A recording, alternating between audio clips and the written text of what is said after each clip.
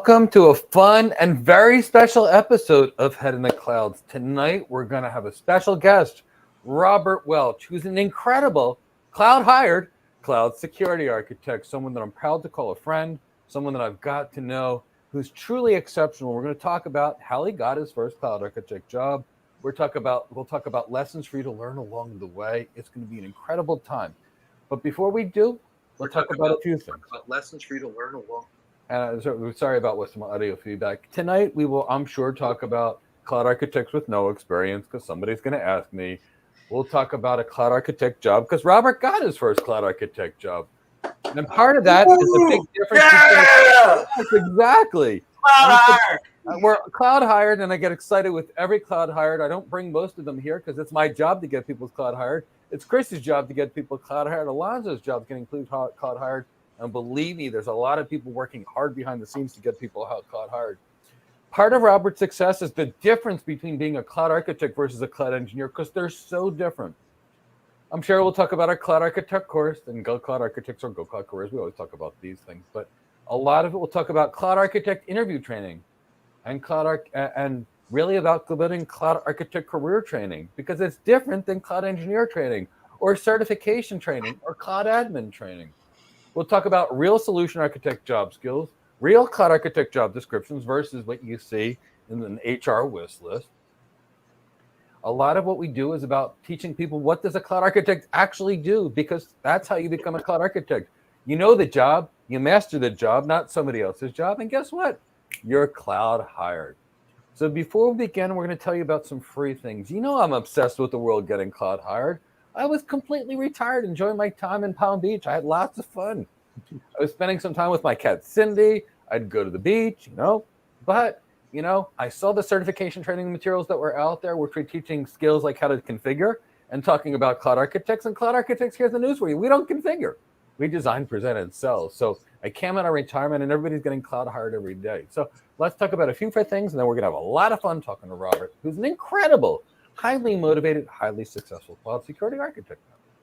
On Thursday, we're going to have our completely free How to Get Your First Cloud Architect Job webinar. And we will go over what is the cloud architect job. We'll talk about what hiring managers desire and the perfect cloud architect. Perfect cloud architect. They'll tell you about the real cloud architect skills, the things that should be on your resume, the certifications that may help you get an interview, but they won't get you hired. But we'll talk about that. We'll talk about the real skills that you need to know, how to skip HR, and how to get cloud hired, and why in most cases you won't even need to apply for the job. Also free, in October, we're going to do a completely free AWS Certified Solution Architect Associate Bootcamp, and we'll make sure we go a lot deeper than you would find from an architecture perspective in a normal certification course. And we'll go all the way from basically junior level cloud practitioner all the way close to almost the Certified Solution Architect Professional in this completely free bootcamp, and it'll be live. You'll be able to ask questions. You'll be able to respond to questions and make sure you know something. It's not just going to be blah, blah, blah, PowerPoint slides with audio. It's going to be live video, interactive like a real classroom. And you know what? Because the cloud is nothing more than a network in a data center once you strip out all the fancy marketing terms. We're going to teach a networking bootcamp. Now, I know everybody likes the AWS Advanced Networking course, but guess what? It's too basic and too simple. It doesn't start out with the fundamentals, and it doesn't teach you what you need to know. So guess what? We're going to do an AWS Advanced Networking plus the stuff you need to know. BGP, IP address planning, switching, all the things that you really need to know that won't be in the AWS Advanced Network, because I want you to understand it. Of course, it'll be live. No silly PowerPoint slides with audio. That might have worked in 1998, but it's 2022. We want the world to get cloud hired. We need real training, and we're going to give it to you. That's even free. Please follow us on LinkedIn, because I got to tell you, we have some very special guests coming, some executives that are going to talk about what hiring managers really want, and they'll tell you. You can ask them their questions. So keep that in the back of your mind. So follow us on LinkedIn. Tomorrow I'll be releasing a magazine article on some cloud architect stuff, which is going to be there. All things to help you build your career.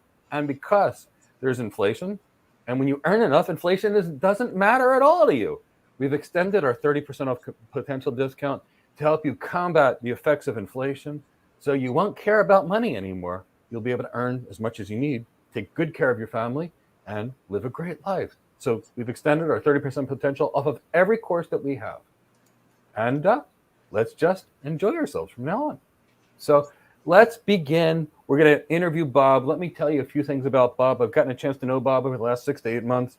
He's incredible in every way. He's got a great heart. Hold on. You're not going to let me and Elonzo say anything. All right? You're just going to get straight into it. He was on a roll. We didn't want to interrupt that, did we? The fact you guys were even here, I was having so much fun. I'm so excited about Bob. When he told me he got hired, it nearly brought me to well, actually, it kind of did bring me to tears in class because I was so happy for him. Oh, sorry. I was like, hold on a minute. Let me just go ahead. It's like, save some for us. Like, let's go out the door. Bye-bye. See ya. Anyway, no, I'm excited about Bob also. I'm excited about all the free things that we've got coming up. We've got lots of exciting stuff happening. But I just wanted to say hey to everybody. Got my flamingo shirt on. I'm in a good mood. It's normally supposed to be a polo day for us, but since Bob got cloud hired, I decided to wear my flamingos because I'm excited. But that's what's going on. So I want to get a hashtag cloud hired in the chat box for Bob. There are 84 of you right now, so there should be 84 hashtag cloud hires in the chat box. And I see Elonzo kicked it off right there. And I'm going to try and figure out how to do this myself. With all the screens I've got going on. Yeah. So I want all those cloud hires in the chat box. And now I've said my piece. Elonzo, do you have anything to say? Well, I'm just glad. Bob, I want to give a shout out to Bob. He's worked very hard. I've seen him start at point A, and he's arrived. He's been so diligent, focused, dedicated. He's sacrificed a lot. He's just worked really tremendously hard, and it's that type of dedication that just stands out amongst the already hardworking community. So I'm looking forward to everyone listening to Bob, finding out where Bob came from, what he took to get there, all the ingredients it took to become successful, and just having Bob take the floor and just share everything that he is and how everyone can learn from a lot of what he has to go through and what he's been through to get successful. So Bob, I got my popcorn in my lawn chair. I'm ready to go. And if you're really excited for Bob, hit the like button and subscribe and hit the bell too. But hit the like for Bob. We love Bob. I like that. Hit the like for Bob. Likes for Bob. Not only hit the likes for Bob, but he would love to increase his presence on LinkedIn. So if you guys find his LinkedIn channel, friend him up. I think it would be good to further build the community on. So look for Bob. Do friend him up. Do LinkedIn connect with him. Bob is amazing, and you're going to hear it. Yeah. Oh, and shameless plug. Because of all this free stuff we got coming up, don't just hit the subscribe button. Hit that the little ding, ding, ding, ding, ding, the little notification bell that's right next to it. Because if you had your notification bell set, you probably got a notification over like last week that we did something, this week, yesterday that we put something up new, and today that we put something up new because we put up the AWS Bootcamp, then we put up the AWS Networking Bootcamp, then we put up the interview with Alvin DaCosta, the Vice President from NVIDIA. So if you had your notification set, you would have gotten notified that we put all those up. So if you want to get notified about the next things that are coming up, make sure you hit the notification button. All right, now I've said my piece. Okay, so we're going to ask Bob some questions. Right. Alonzo and I are going to leave you two guys alone. And actually, I'll wait till you move us around so my head's not chopped off. I mean, I'm okay being a talking body without the head, but it probably looks a little better this way. So we are so excited for Bob. And we're going to ask Bob some questions, and then we're going to have fun. We're all going to do it together. So, look, anybody can get certified. That's nothing. But getting hired as a cloud security architect, especially the elite kind of job that Robert has, that's exciting. So we'll talk a little bit about, a few metrics in the beginning, because to me, other people are like, I'm certified. I'm like, yeah, there's a piece of paper. You can toss it and heat your house with it over the weekend. Cloud hired is my metric. And it's always cloud hired because, I grew up of very limited means. I was quite poor growing up, and that's okay. And, at some point I built a great career and was not. And then my whole life has been about raising the standard of living, improving the income of our graduates, improving their lifestyle, and building a community so they've got a lifelong alliance of friends. I'm an architect, and I got to tell you, architecture is a team sport. You never design an architecture by yourself. I design an architecture. I'm going to call a guy like Bob as my cloud security architect. I'm going to call my friend Praveen as a big data architect, and it's about how many good people you can bring into the team, because here's the thing. My favorite African proverb: if you want to go fast, go alone, but if you want to go far, go together. And when you're dealing with $200 and $300 million architectures or more, it takes a village. It takes that team. So we go far together. So I'll ask him a series of questions, some technical, some business, some about his life, because it's all about life-changing things. Otherwise, I'd have been retired, sipping Muay Thais in Palm Beach like I was doing it. Life was fun. I didn't need to work, but I saw the certifications and I knew nobody was going to get hired. How sure was I? I interviewed 1,000 AWS certified people, and none knew anything about architecture. They knew how to configure, but if you want to design a hotel and I hand you a hammer and train you on how to use a hammer, trust me, you don't know how to design a hotel. So configuring does not teach you architecture. So Bob, you've been with us. I remember when you first joined. I remember the first day. How has GoCloud Careers changed your life?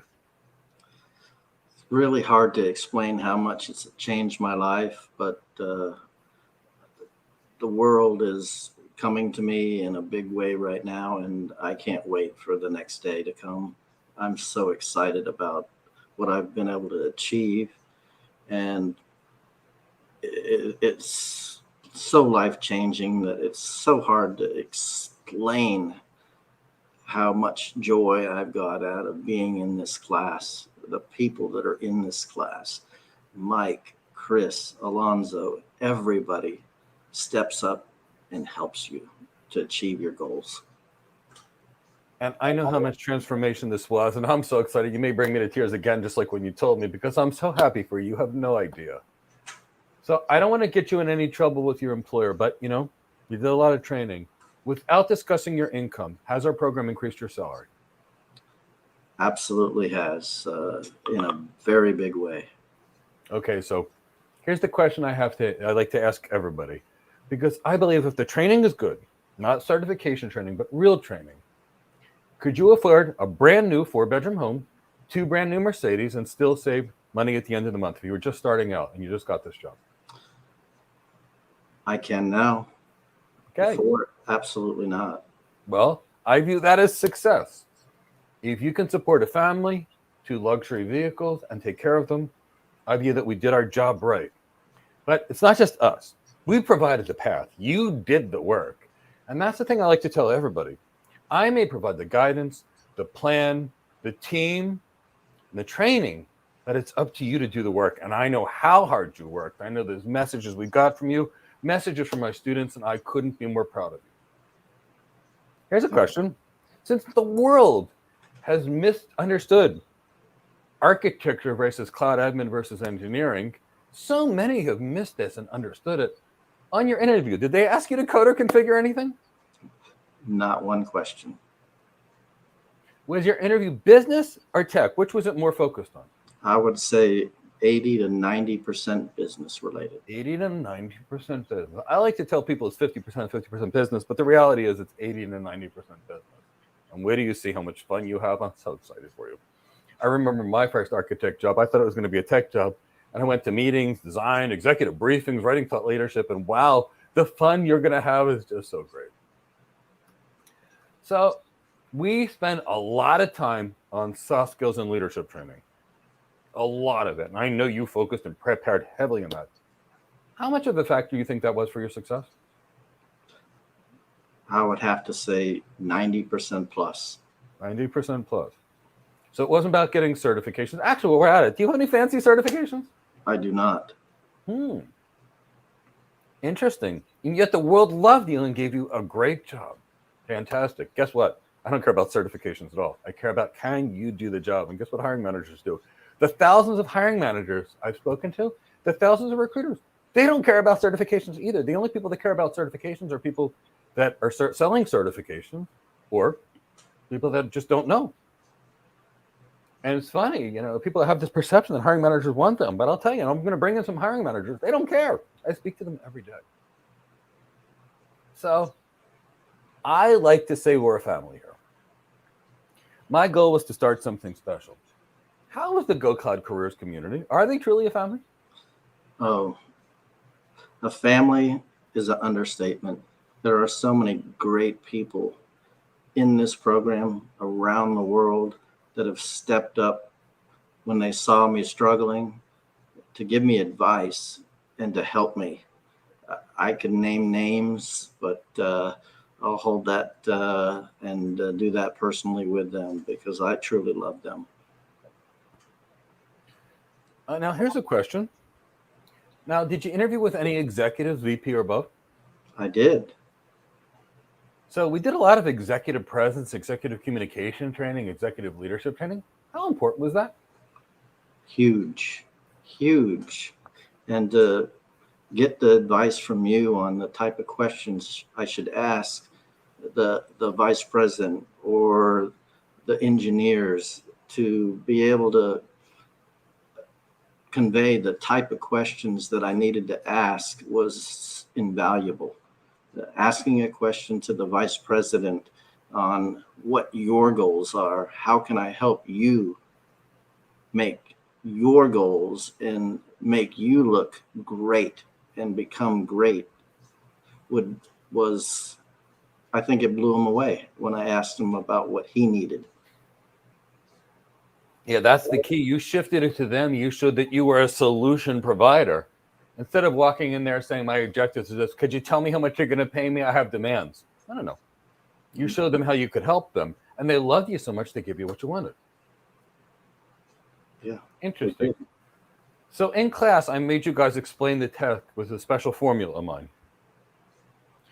A formula that you can use to explain to somebody you met at the bar, to a nurse at the hospital, to your parents. Did that help you think?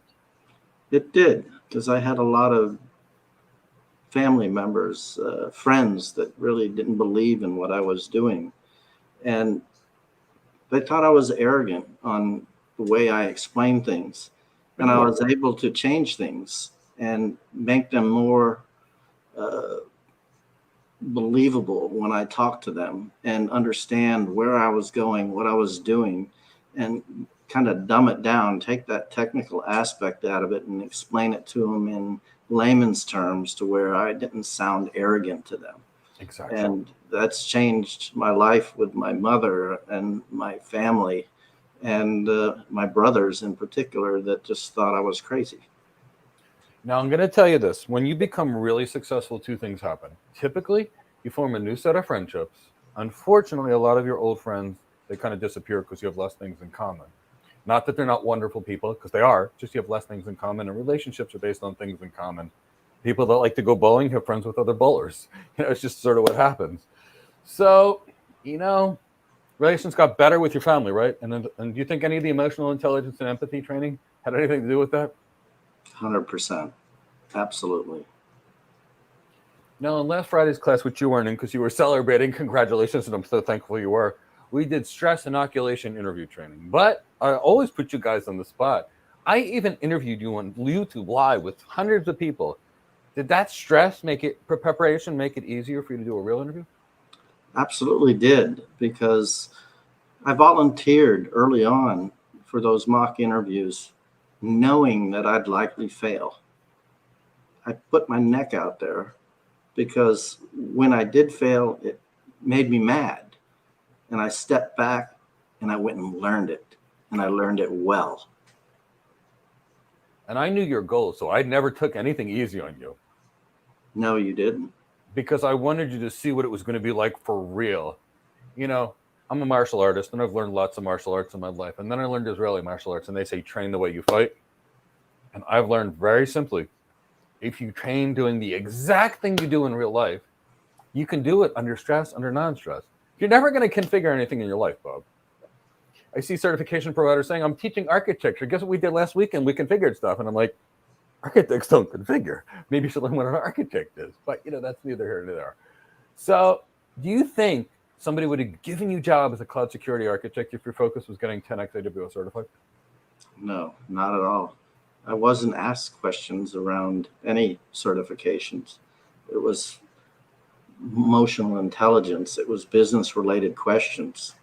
And having that background and having your guidance allowed me to answer the questions crisply, sharply, and right to the point, and not babble on about nonsense. Exactly. That's, these things are so important. Now, I'm proud of the family. I like to say I'm one of the parts of the family. I hope I'm a key member of the family, but I really love the Go Cloud Careers family. Since you got cloud hired, how many people reached out to you to talk to you about it from Go Cloud Careers? Not our Hundreds. staff, but our communities.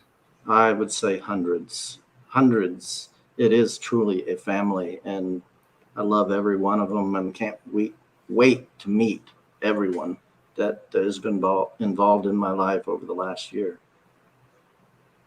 Given the life changes, the financial impact of our changes, how much do you think our training would really be worth? If my goal wasn't just to be a charitable mission and help the world get hired. Oh, I would have paid $10,000 for this program if I knew what I was able to achieve. And I'm so excited. I can't wait to start this next part of my journey in my life. I can't wait because, Robert, you're looking like an architect now. You're talking like an architect now. You're walking like an architect now. And guess what? You're a cloud security architect now. You're a cloud hire. Let's give them a round of applause, everybody. Now, let's bring in Chris and Elonzo because they celebrated your success as much as I did. I know in class, I saw the emotions and expressions from your fellow students. They were thrilled. They were just thrilled. So you're feeling good, Robert? Oh, yes. Oh, yeah. I'm so proud of myself. And I'm proud of you. It didn't come just because you bought training. It came because you got the right training and you did the work. I remember asking you a question on Nmap one time because it was pretty rough, the question. And I remember, would you spend 20 hours figuring out Nmap to master it? Oh, I did. I stepped back from the training course itself to learn what Nmap was, and then Wireshark, and understanding how to analyze packets and learning it. And it just opened up a whole new world to the way I thought about security and how to analyze things from a hacker standpoint. It made such a big difference in how I thought about security and how to secure a network.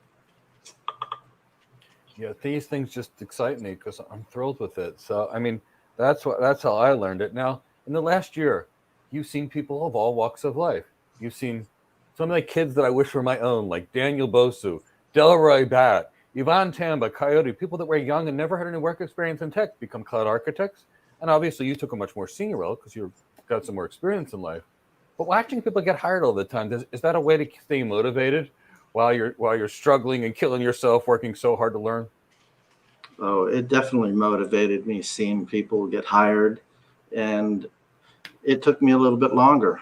I'm stubborn, and I want to learn things deeply and truly understand it to where I can explain it to people. And it's so hard to explain the path that I've taken to get there and the work that I've put in. And you have to put the work in. Yeah. You have to put your neck out there and test yourself. And don't be afraid to fail. You will. And when you do, figure out why and then go learn it. Okay, I'm going to repeat that. Don't be afraid to fail. When you do fail, find out why and learn it. Okay, so that is the mind of a champion. That is the victor's mindset. That is the gold medalist mindset. I promise you, when you looked at the world's greatest gymnast, I think it's Simone Biles, but there's a couple great ones out there. I promise you, she didn't land and stick every landing. I promise you. When she tried to do the Biles the first time, I'm sure it wasn't successful. She figured it out, she learned, and she kept going. And like a champion, you tried. Not everything worked, and you did it until you won. That's why I'm so proud of you. That's why I'm so proud of our students. Because it's the fight. It's the fight. Your career is war. And guess what? You're a warrior now. I am a warrior, and I hate to fail. I love to win. And when I fail, even if I come in second place, I still lost. It's not good enough. Well, yeah, I mean, in a job interview, second place is First place loser. yeah. That's right. Second place doesn't get a job.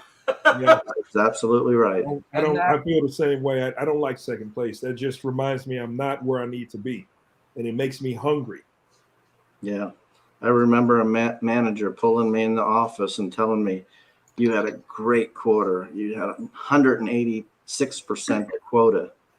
And I told him it wasn't good enough. I came in second. I lost. I'm pissed. I like that.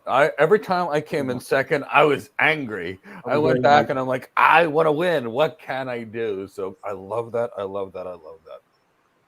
In fact, there's really strong studies of something called the PSD versus an MBA. I love this. IBM promoted a paper on it. Bear Stearns, the financial, and what a PSD was someone who was poor, smart, with a deep desire to be rich. And a couple companies found that it was better to hire them than it was MBAs because they wouldn't work as hard. They wouldn't fight as hard. When you're hungry, you're willing to do anything. Yeah. Yep. When I was in college, as bad as this sounds, I had no money. My parents made enough, but it wasn't that I didn't qualify for financial aid. You know what I did? I went to class from 7 to 3. I'm not joking. At 3:30, I got to work. I was 30 minutes late each day. Thankfully, the chief was nice to me. I worked 3 to 11, Monday through Friday, after going to school full time to be a nurse. Then I worked night shift 2 to 3 times a week, 11 to 7, and I'd show up late for classes if somebody called 911 in the middle of the night. And then I worked a double on Saturday and Sunday. I wrote every paper I had in the back of an ambulance on the way back from the hospital on a notebook computer, which was like really slow and this thick at the time. And I think I put in like 10 paychecks just to be able to buy that computer just so I could do it. But, that's why I like fighters. I love warriors, and you're now a warrior. Chris, Elonzo, Robert, you guys have any thoughts or ideas you want to talk about? Well, I'm just immediately, I love the mindset of non-complacency. You're a competitor. It's like, I did 9 out of 10. Why not 10 out of 10? You did 184%. Why not 200? Why didn't I win and secure that winning spot for myself, and always being on that pursuit of excellence, that pursuit of being better than you were yesterday? And even though, it's not about reaching that goal, but pushing yourself as far as you can to be who you can be, and even surprising yourself in becoming something you never thought possible. So that's why I applaud you. You didn't quit. You didn't give up when it got hard. You didn't give up and put it on the shelf and say, okay, well, I want to do something else because this is too hard. You met the challenge and you exceeded that challenge, and now look at you. You're the living embodiment that hard work pays off, Bob. You did the work, you didn't quit, and even if you fell down, you got back up. You didn't stay there. And that's why I gotta applaud you. You got so much respect for me, man, for that. It's Thank like you. Watching Howard Cosell in those old boxing matches, and you were going toe-to-toe with the Cloud Challenge itself, and you came out the victor, man. Well done. Thank you so much. And Bobby, and I want to get to Chris next, but I pushed you extremely hard. Now, you actually have an athletic background, right? I do. I just saw that come in the chat box. I do. Was it diving, I think? I was a springboard diver in high school, and Wow. I placed fourth in the Florida in the Olympic pre-trials in springboard diving. Wow. Now, Impressive. and that's why you have that fight. You have it. You got that instinct. Now, when you were almost an Olympian diver, do you think if you were swimming and playing golf and playing baseball, you could have been at that level, or you think then you would have just been a little anything and nothing great? Oh no, I worked out at 5 o'clock in the morning. After school, I went and worked out again for 2 more hours every day for years. It's dedication. And then we're going to get to Chris because he had something. So just like instead of wasting your time learning other people's jobs like sysops and DevOps and development, you focused on cloud security. You won. You're cloud hired. Let's go to you, Chris. Yeah, so I don't know if I missed it or I'm tired. Just being blunt, I'm tired. We had a long weekend this weekend working on our AWS book, so I'm still recuperating from that. Speaking of which, Bob, did you Did you get to take advantage of any of those opportunities while you were working with us? I know we had one back in November and another one recently with the Google book. I know you've done some publishing, but I don't know if you took part in any of those. I took part in all of them. In the last one we did this past weekend, I volunteered for one, and then I asked if anybody would like to join me. Yeah, I forgot about that. Yeah, sorry, there was. And people there. the two people that jumped in to help me did a fantastic job, and to submit that without having to have any edits was pretty satisfying. Yeah, it was rock solid. I looked at it and went, well, it's approved. So, while we're talking about that, when we write a book and we put 50 to 100 people in there, we're not one person saying, I'm certified, I know it all. We have 50 to 100 people, hundreds of years experience in various things. Software development, security, Linux, networking, because it takes a village to do something good. It does. It really does. And the team that you've put together, the students, I don't even call them students. I call them my family, my friends. And there's so many people that have stepped up to help me when they saw me down and saw that I needed help. Wow, is all I can say. That reminds me of, and I'll eventually get to some questions for you, Bob. I'm getting you in a calm state so I can just pounce. So, but the people being willing to help, it's not just you. They do that with anyone in the community. I remember, I don't know if you were watching a show. I don't even remember if it was a show or if it was a Q&A or it was something that we were doing, Mike. And it was before we had Elonzo, and it was just me and you. And somebody said that their basement was flooding or something. I remember that. And they were talking about their basement was flooding because they were crying tears of joy. I think it was Yvonne. It was when we had Yvonne on the first time, talking about his cloud hired experience. And somebody, I think it was Ruth in DC. Yep. Said that her basement was flooding, and Mike thought that her basement was actually flooding.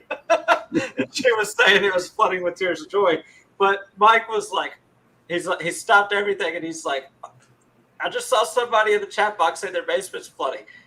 Anybody in DC, go help this person. Look, I kid you not. In the YouTube chat and in our Slack workspace, we all of a sudden, I just get ding, ding, ding, ding, ding, just people talking about where they were in DC and how quickly they could get over there. And I was just like, guys, she's being funny about her tears of joy flooding her house. But okay.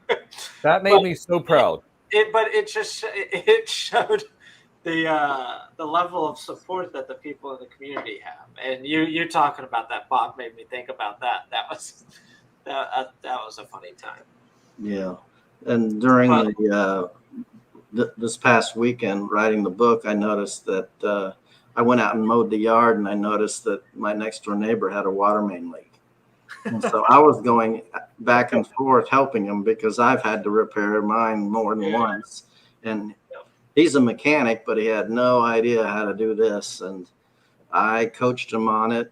I didn't do the dirty work, but I showed him what he needed to do to get it fixed, and he got it fixed, and he was so appreciative of it.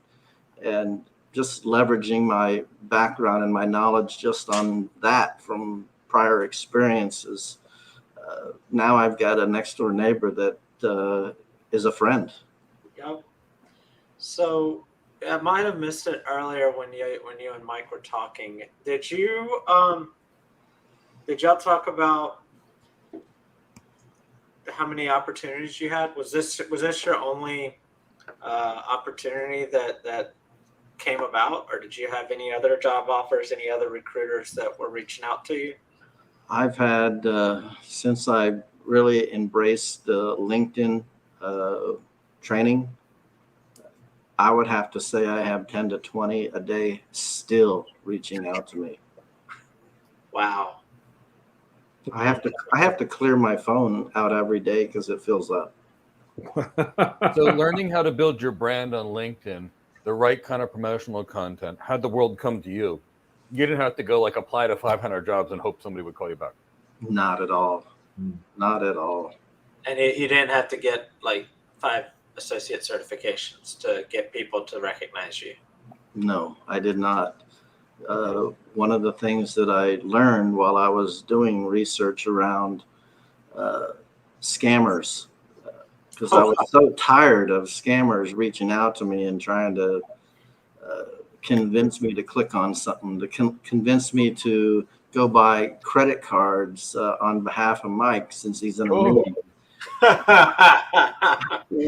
Oh, we How get are they doing this? How are they doing this? And so I learned how to take a look at an email and look at how the packets are analyzed. And I realized that, okay, this guy's asking for information that's very personal.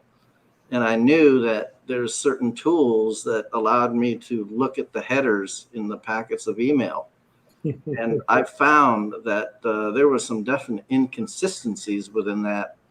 And all I could think of was reaching out to the CIO of this company and letting them know. Mm-hmm. And I got a personal phone call from the CIO thanking me. Wow.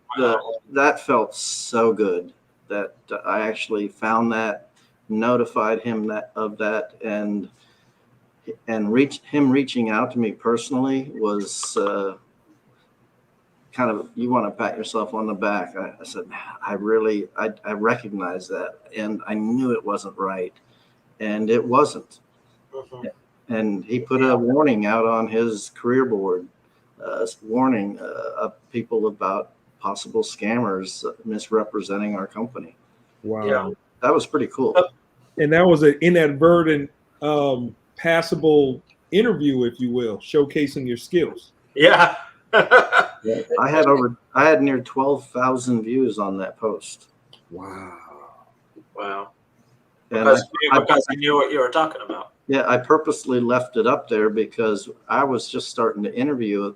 And when you're being interviewed and they look at your profile, that's sitting on the top. Yeah. Mm-hmm. Yeah. I wanted people to see that. Pin it right there. Yeah. Yeah. It's like, boom, you want somebody that knows security? Here you go. That's proving you knew security. Yeah. Yeah. So Chris asked if you have multiple AWS certifications. Do you even have an associate, AWS certified solution architect associate? I do not. And nobody cares. That's the thing, because you're competent. You're able to look through a security thing and go, whoa, what's going on? Now, you and I have had discussions on data loss protection. Yes, Many of them. And you know data loss protection I do. incredibly well. And you knew a couple of things, and I kind of asked you to focus on those things that were your specialty, because I wanted you to show how great you are.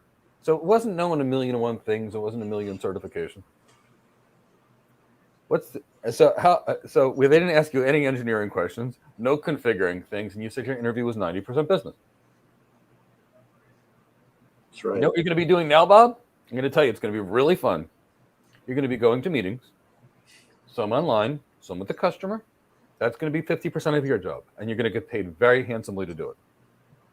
You're going to be writing documents. You're going to be presenting at conferences. You're going to be giving your corporate Amex, and you're going to be buying a lot of people steaks and cocktails. It's going to be really fun at Morton's and Smith & Walensky and all these other great places. You're going to really enjoy it, and you're going to love that. And then when you're not doing that, you might do a little teaching and mentoring and coaching with some other people. But you know what you're not going to do? Touch the tech. Yeah. Those days are over. Yeah. And they did ask me if I would be comfortable mentoring people. Wow. Absolutely. Absolutely. And they did ask me one technical question. Can you describe DLP? And all I was laughing inside because I've been Like, oh, you really want that, huh? Okay. And one of the things I did is, as you mentioned on the call this morning, reconnaissance. I looked at their main top partners that they had and recognized that two of the partners, one was associated with DLP, one was associated with authentication and visibility into your data in the cloud. And I brought that into the conversation and showed how it integrated together. And Wow. they kind of went quiet. And I also know you use the shut down the interview technique, which we talked about. Oh, you shut them When you're down. lucky enough to get asked something that you really know, show them you're the world's leading expert and shut down that interview right He there. says he knows Yeah. and he knows about our company. Like, wow. They probably either they were surprised or they knew you knew more about their company more than they did themselves. That is the drop the mic moment. I'm gonna make an assumption that you said that was the one technical question they asked. Yes. And I'm gonna make an assumption that they probably asked about that based off of you positioning yourself as that, as Yes, knowing I did. that. Absolutely did. And it goes back, and I'm saying this a specific way because let's go back and talk about our good friend Arun here, who was positioning himself as engineer this, engineer that, the techie guy this, and techie guy that. And he was getting asked all the engineering and technical questions constantly until he started to present and position himself as someone that shouldn't be asked those questions. Yes. Similar to you. You positioned yourself and presented yourself in a fashion where the only technical question you were asked was about the technical thing that you positioned and presented yourself as having knowledge of. In the first paragraph of my resume. Yeah.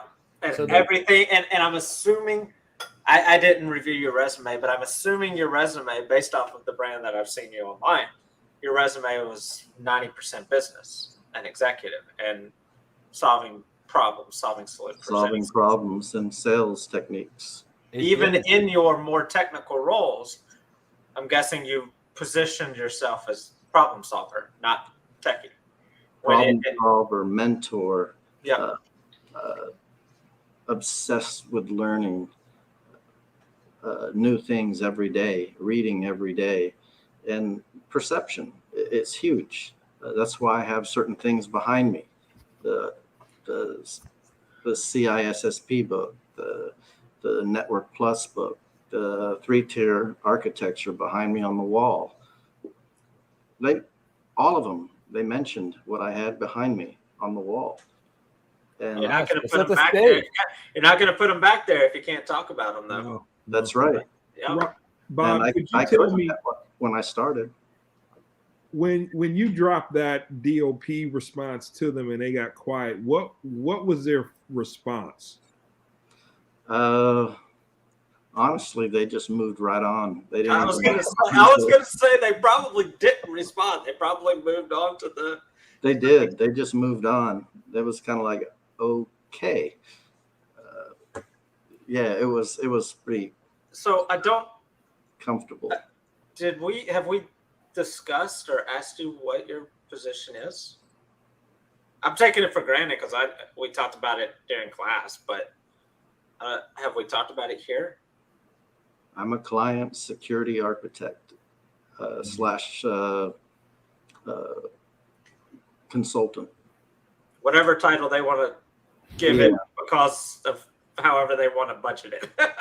Yes, exactly. And that's the That's key. the crazy thing about the level of the jobs that we're getting is that they can have 50 different names because they got to figure out where to line item to put in on a P&L. And they did ask me early on what my salary requirements were, and I pushed back. And they kept pushing for me to provide a salary. And HR, and with HR, I gave them a big range. With my new boss, he pushed me pretty hard. And then he alluded to, with your experience, I think we could get you more. And I took it. I went with it. And I asked for an additional $20,000 in base. And I got it. Wow. So did our negotiation training help too?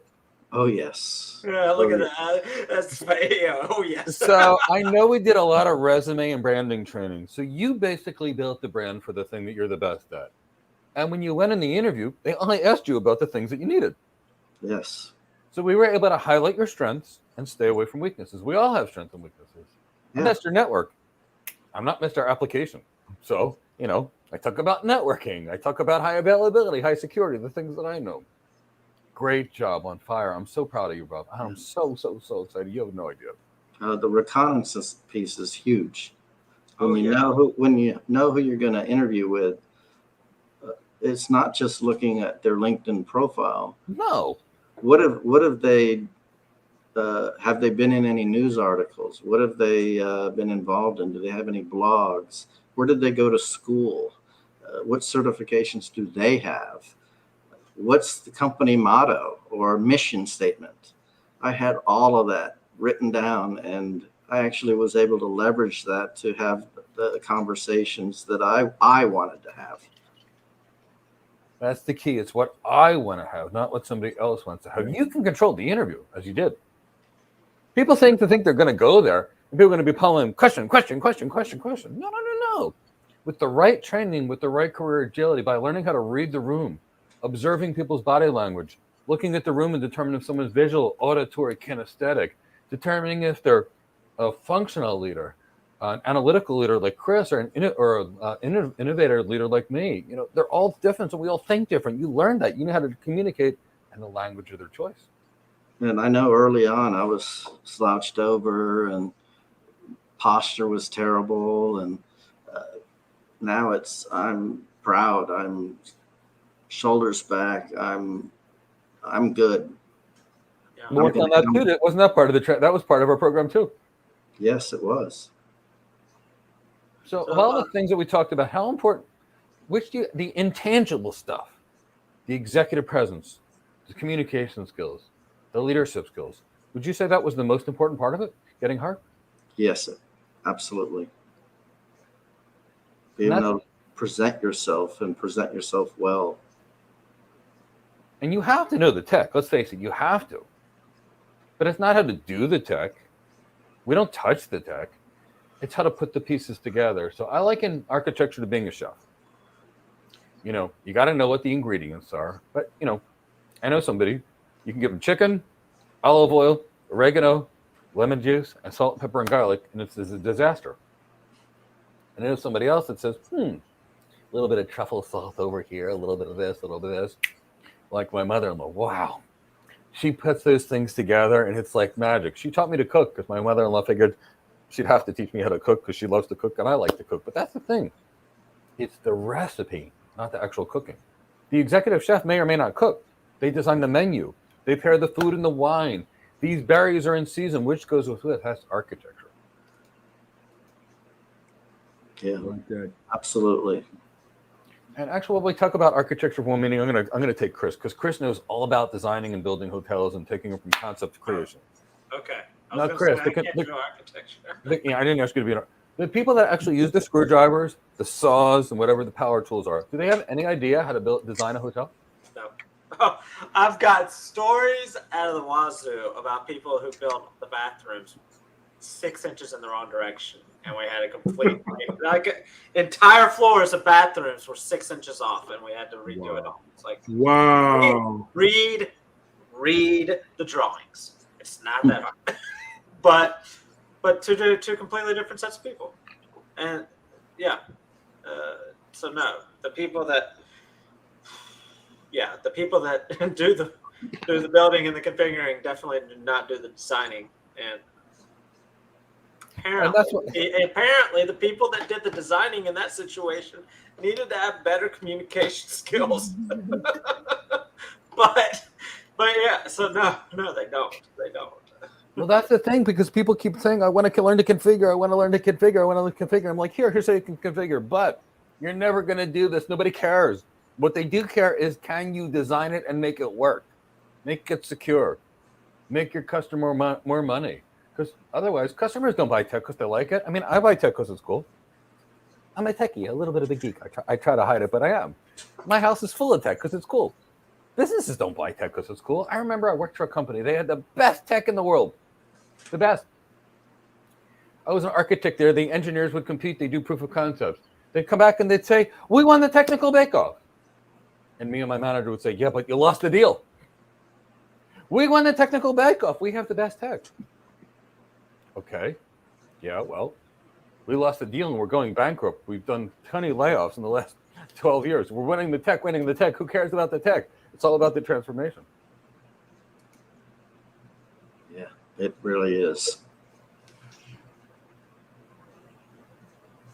So I got a question, Bob. When did you join the program? Approximately a year ago. Personal problems kept me from really engaging early on. And when I engaged, it was probably the first mock interview and the first AWS book that we started working on. And that's really when I started to engage and push myself. And on Friday, 2 students were hired, you and another person. On Sunday, we got a really great executive enterprise architect job for somebody. Now, I remember we had this conversation a while ago. You were worried about your age. Yeah, I was. You said to me, I'm over 60. Can I get hired? And I said, of course you can. The 2 people that are hired were 61 and 63, right? On last Friday? Yes. Did anybody care? No. Never was brought up. Nobody cared. And when Daniel Bosa was hired on his 21st birthday, did anybody care about his age either? Or Yvonne Tamba, who was 24, that's at AWS, or Coyote, who's like 22, who's at AWS. And those 2, one was actually a college student, and he was working as a waiter, and the other one was just a college student. Did anybody care about that either? Or did they care about how great they were, how motivated were they, how competent they were? Motivated, competent, how you handle hard business decisions, what we need to do in this situation were the majority of the questions that I had when it came to really being excellent at the job. Sorry, I gotta chime in here. So somebody popped in the chat box asking if this was an infomercial. No, this is us talking about Bob, who got a 6-figure cloud architect job. Yeah. And then some. And then some. That's base A salary. lot more than that. But if you want it to be an infomercial, you can. I don't know. That's up to We you. are not- If you want to have that perspective, Right. that's up to you. We are not But- selling sham wealth. This is real life But stuff. wait, it does more. Yeah. No Well, slap chops or sham wealth. No, so every Tuesday we have a show called Head in the Clouds with Mike and Elonzo. That's Elonzo, and that other way. There we go. That's Mike. Wow, I can't. My camera's mirrored. So we have every Tuesday we have Head in the Clouds with Mike and Elonzo. Normally we're talking about different topics about cloud careers, business, technology, how to improve yourself, whatever it might be. But occasionally we bring on people like Bob to talk about their experience in getting cloud hired. A couple of months ago we brought on Delroy, and before that we brought on Daniel. But yeah, so it's just our opportunity to talk with them to see so that people can hear about their experiences. So Yeah, and we don't bring on most. I mean, in the last month, we probably had 10 or 15 people that were hired. Oh, yeah. Alonzo, maybe more. Alonzo, Chris, and I share them. A lot of times we don't get to share them with our students for the following reasons. It's either private or people are waiting for their background checks to come back, but it's so many of them. But Alonzo and Chris, how often do we get a text at night? And we're averaging almost, say that again. I'd say 5 out How of 7 often do days. you, maybe me, or 6. Alonzo text one of us and we found out about somebody getting hired?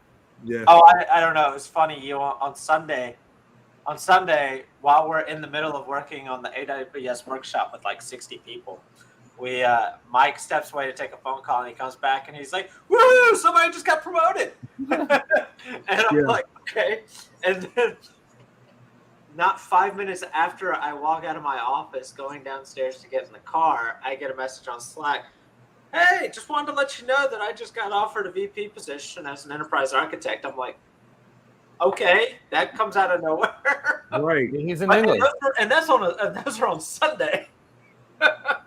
So yeah, I mean it's, but yeah, I mean we obviously we can't bring everybody online. I wish we could. We don't bring most. I can't bring most people on. It's my job to get people cloud hired. So it's not like I can just post, I got somebody hired. But Robert was in a challenging situation, and now his life has changed forever. So for me, that's a huge celebration. Yeah.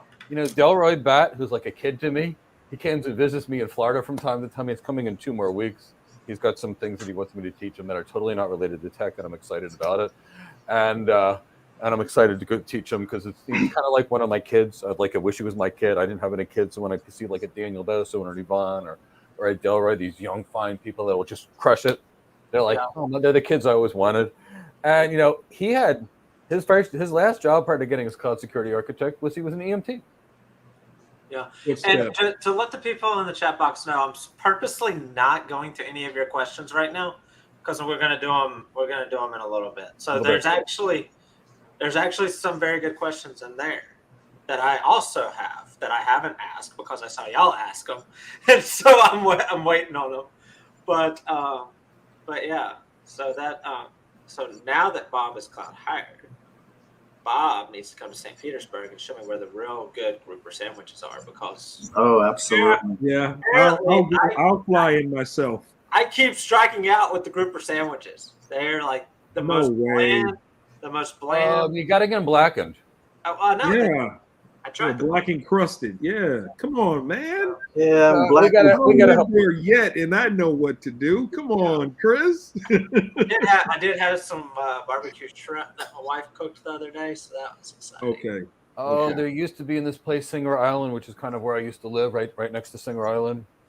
It was a Sheraton, and they used to have back when I used to eat bread, which I haven't done in about 10 years. I used to get this blackened grouper sandwich and swap the French fries for a salad. They all thought I was nuts. And get 4 winners when everybody else was drinking and drunk. I used to go there every Saturday and every Sunday. I loved the place, and then it closed. But help them find a good blackened grouper sandwich because. Yeah. Oh, but you got to get to Tarpon Springs, Chris. Oh, I love Tarpon Springs. Oh, that reminds me of when I first started working. My dad was a charter boat captain.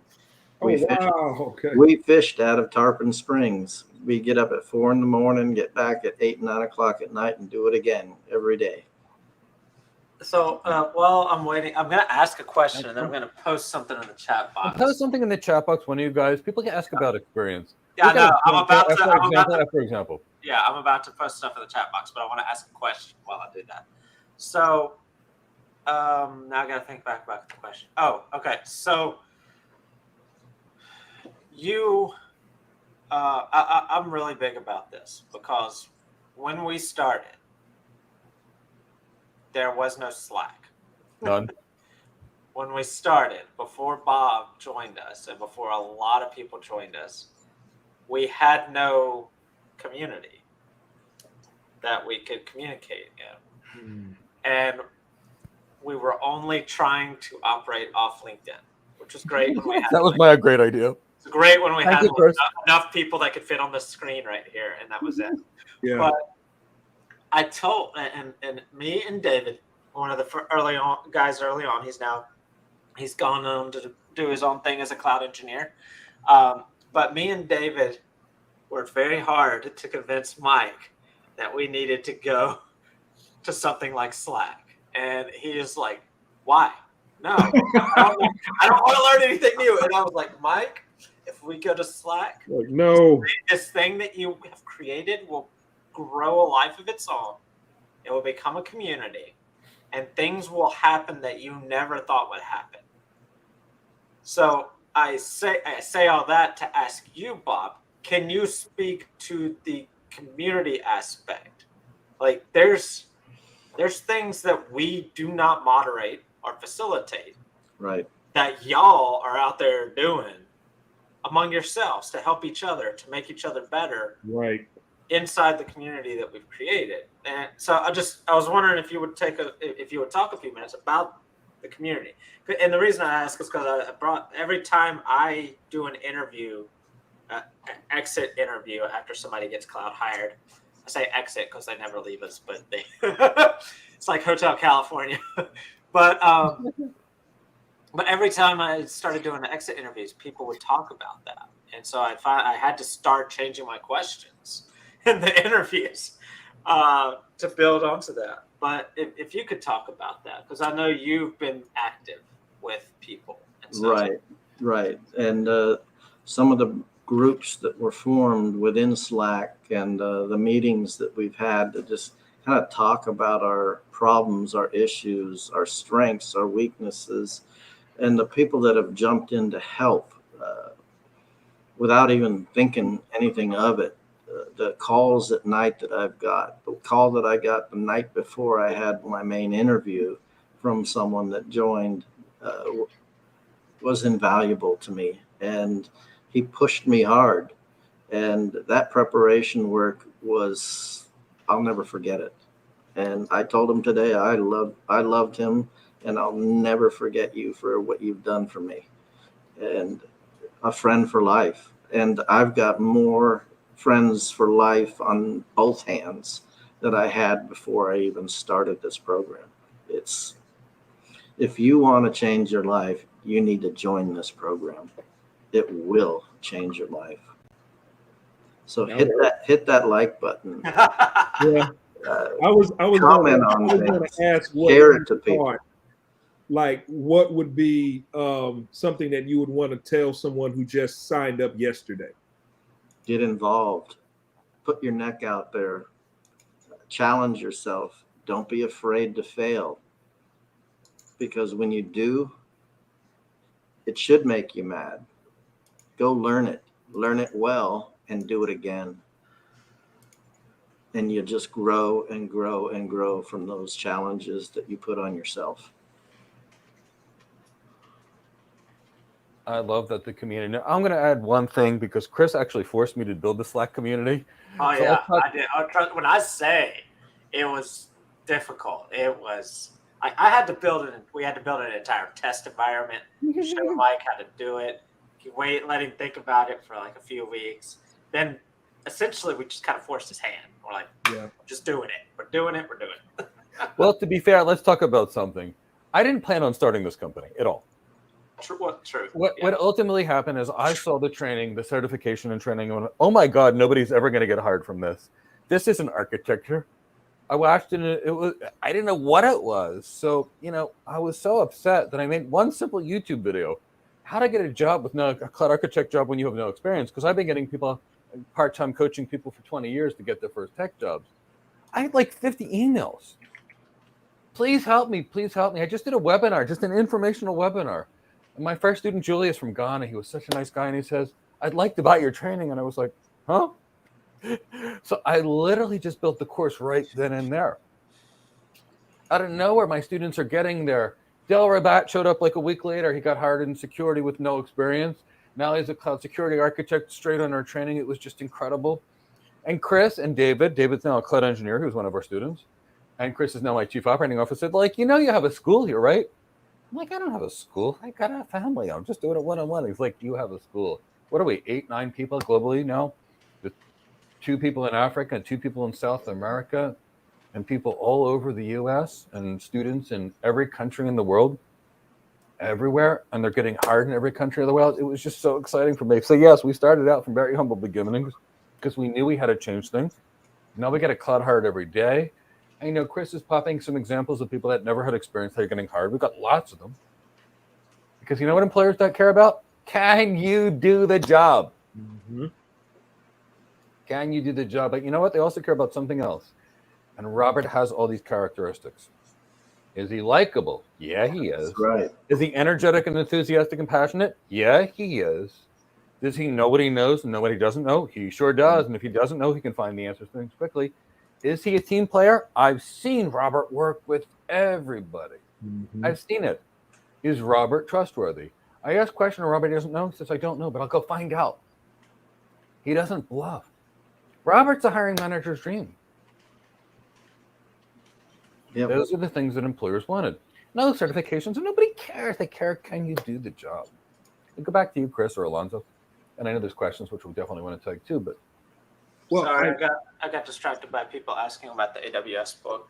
You know what I like about, one of the many things I like about Bob is because he's has such a plethora of experience, but he shows so much humility. He shows so much willingness to help others. I mean, he could have really taken what he learned here, disappeared, and we would have, he would have popped up on LinkedIn or somewhere else,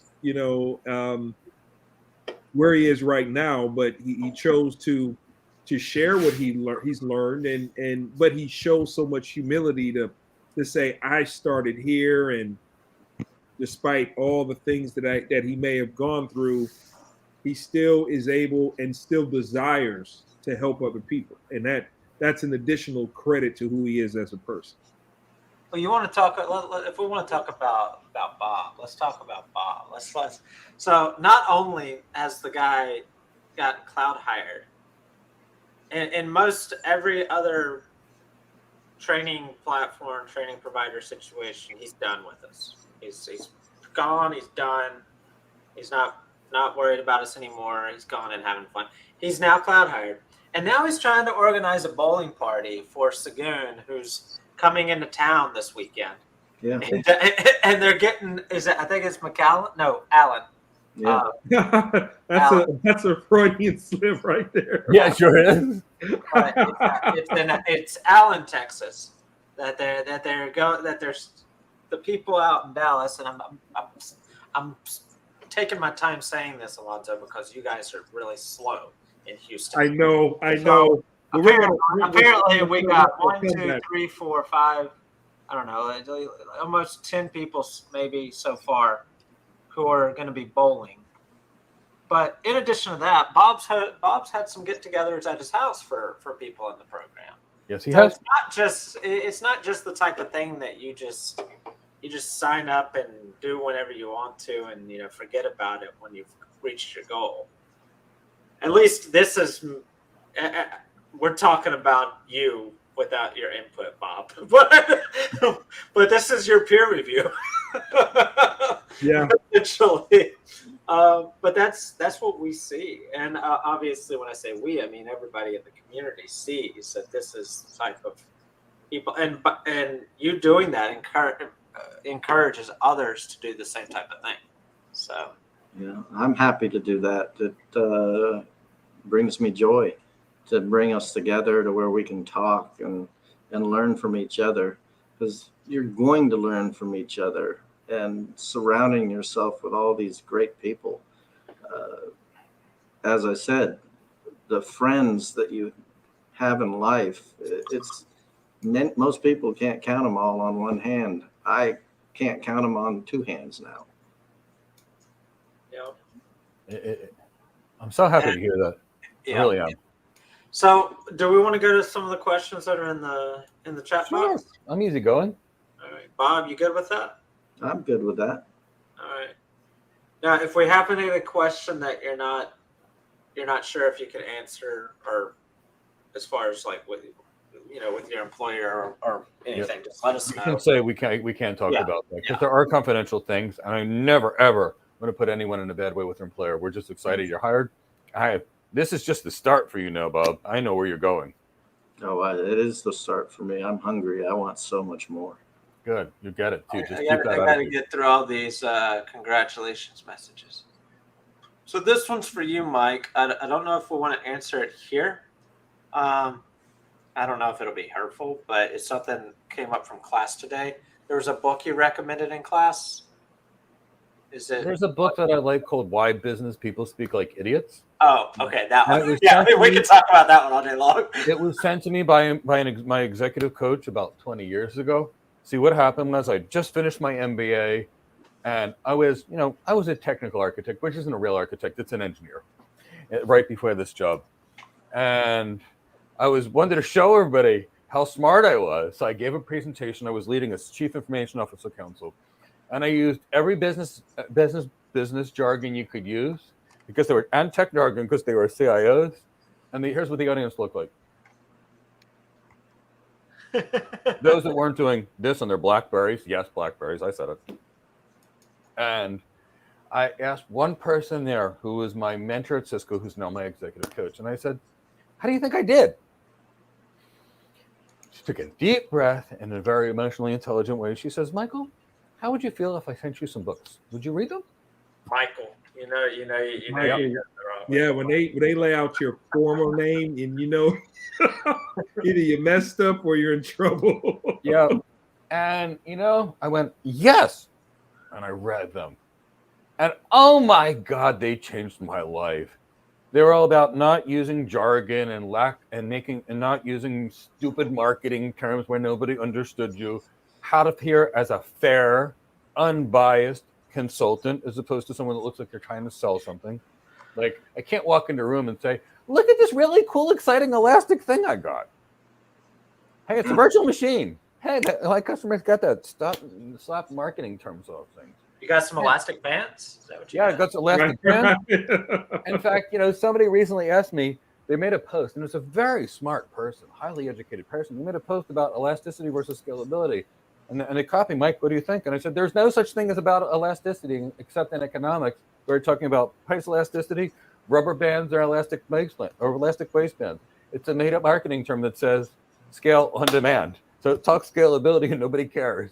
Be done with it. So yeah, Alhaji, I definitely recommend the Why Business People Speak Like Idiots books. It's changed my life amongst many books. I used to read 3 books a week. Can't do that anymore, but I miss those days.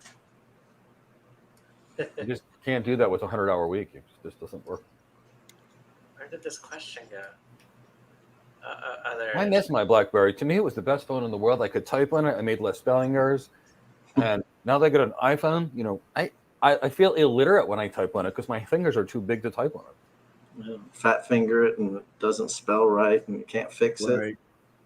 And it's really bad when I'm doing physical therapy in the sauna, trying to respond to emails, sweating on the keyboard. It's just terrible. Then again, that's probably why I need a new phone every 3 months. All right. So our next question is, can I get into cloud with no college degree? Flameby. Watch the video of Daniel Bosu. He did not graduate high school, and he's now working at JP Morgan Chase as a cloud architect. Now, he's very special. He's near and dear to my heart. He's the son I always wanted, and here's why. He fought some more. And he worked hard. And I told him in the beginning, you have no high school diploma, no college degree, you're going to have to be better than the rest. Guess what? 6 months later, he was better than the rest. Now he's working at JP Morgan Chase. You can watch his video too. Love him as if he was my own son. And sometimes I wish he was. Yep. And not only does a brand new house, he has 2 kittens. And Yeah. And a brand new apartment too. Yeah, beautiful. Brand new flat, 2 beautiful kittens in there. Yep. All right. So the next one is for Bob, but I don't know if it's a fair question to ask yet, but it might be an opportunity for you to come back. Were you well prepared for your day-to-day job after the program? I will soon find out. Well, I was like, we can do a check-in in a few months with you. How many are so you've been in the program for a year? We have 3 classes a week. One's leadership, 2's tech. How many architectures have you actually designed with a group of people, just like you'll be doing in the real job? I didn't miss very many classes. Nope. I made sure that I was on most all the classes, and even your Q&A classes or webinars that you would do. You did? So I could provide input at times when people were asking questions. You did. That was important. That was important for me because every time I listened to Mike, I learned something new. And it just made me better and better and better over the weeks, over the months, and get involved, be there and listen and get involved with the people that are getting that excitement about joining. And when they join, tell them welcome to the family. Please connect with me on LinkedIn and let's start building our network together. Yeah. And it worked. And I went from 6,000 contacts to over 8,000 contacts in less than 6 months. And when you respond to Mike's post and he likes that, it goes to that entire community and people see you and they see you as an expert in that field. And it just starts building that brand that you want to be perceived of. It works. It really works. And that's just a piece of it. I'm going to tell you how well prepared you are. So when AWS interviews our students say, "That's it?" I thought this was supposed to be a tough interview. How tough was the interview for you? It wasn't. It wasn't tough. The hardest questions I got was from the sales team that I'll be working with. They know those solutions that they've been selling for many, many years. And I've got to do a little catch up with them on that. But from an architectural standpoint, second to none. You're more prepared than you'll ever need to be. You're going to be like my student Ian in the UK. All my students do this all the time. They're like, Mike, you taught me all this tech. Why? I write statements at work. I go to meetings. I sell. And I lead a team of engineers and architects. Why did you teach me so much tech? Why didn't you just teach me business? That's what they say after the fact. And I say, you got to pass the interview in your first job, right? Now's the fun. Meeting time, lunch, dinner buying time. I think you'll be surprised how much time you spend buying lunches, dinners, and drinks. Yeah. I mean, that could be half of your job. Going back to Arun, remember Arun popped up on your birthday live stream. Yep. Walking into a meeting at a pub. It's like, That's right. Go to a meeting. It says pub behind you. Are you sure you're going to a meeting? hey, set your goals high and higher. Oh yeah, I remember. I set a crazy goal for myself to where I was going to do a backflip when I turned 60 years old, and I did it. Good for you. And that's dedication. I was in great shape. My legs were strong, and I was confident that I could do it. My neighbor didn't want to let me do it. Oh, you're going to hurt yourself. I go, I'll sign anything. I'm going to do this. I promised myself I'm going to do this. And I did it. And to be able to do a backflip at 60, how many people do you know can do something like that? Yeah. Some folks I can't. They're risking it all getting off the sofa. So. No, I don't sit on the sofa. That's where you get complacent. Yeah.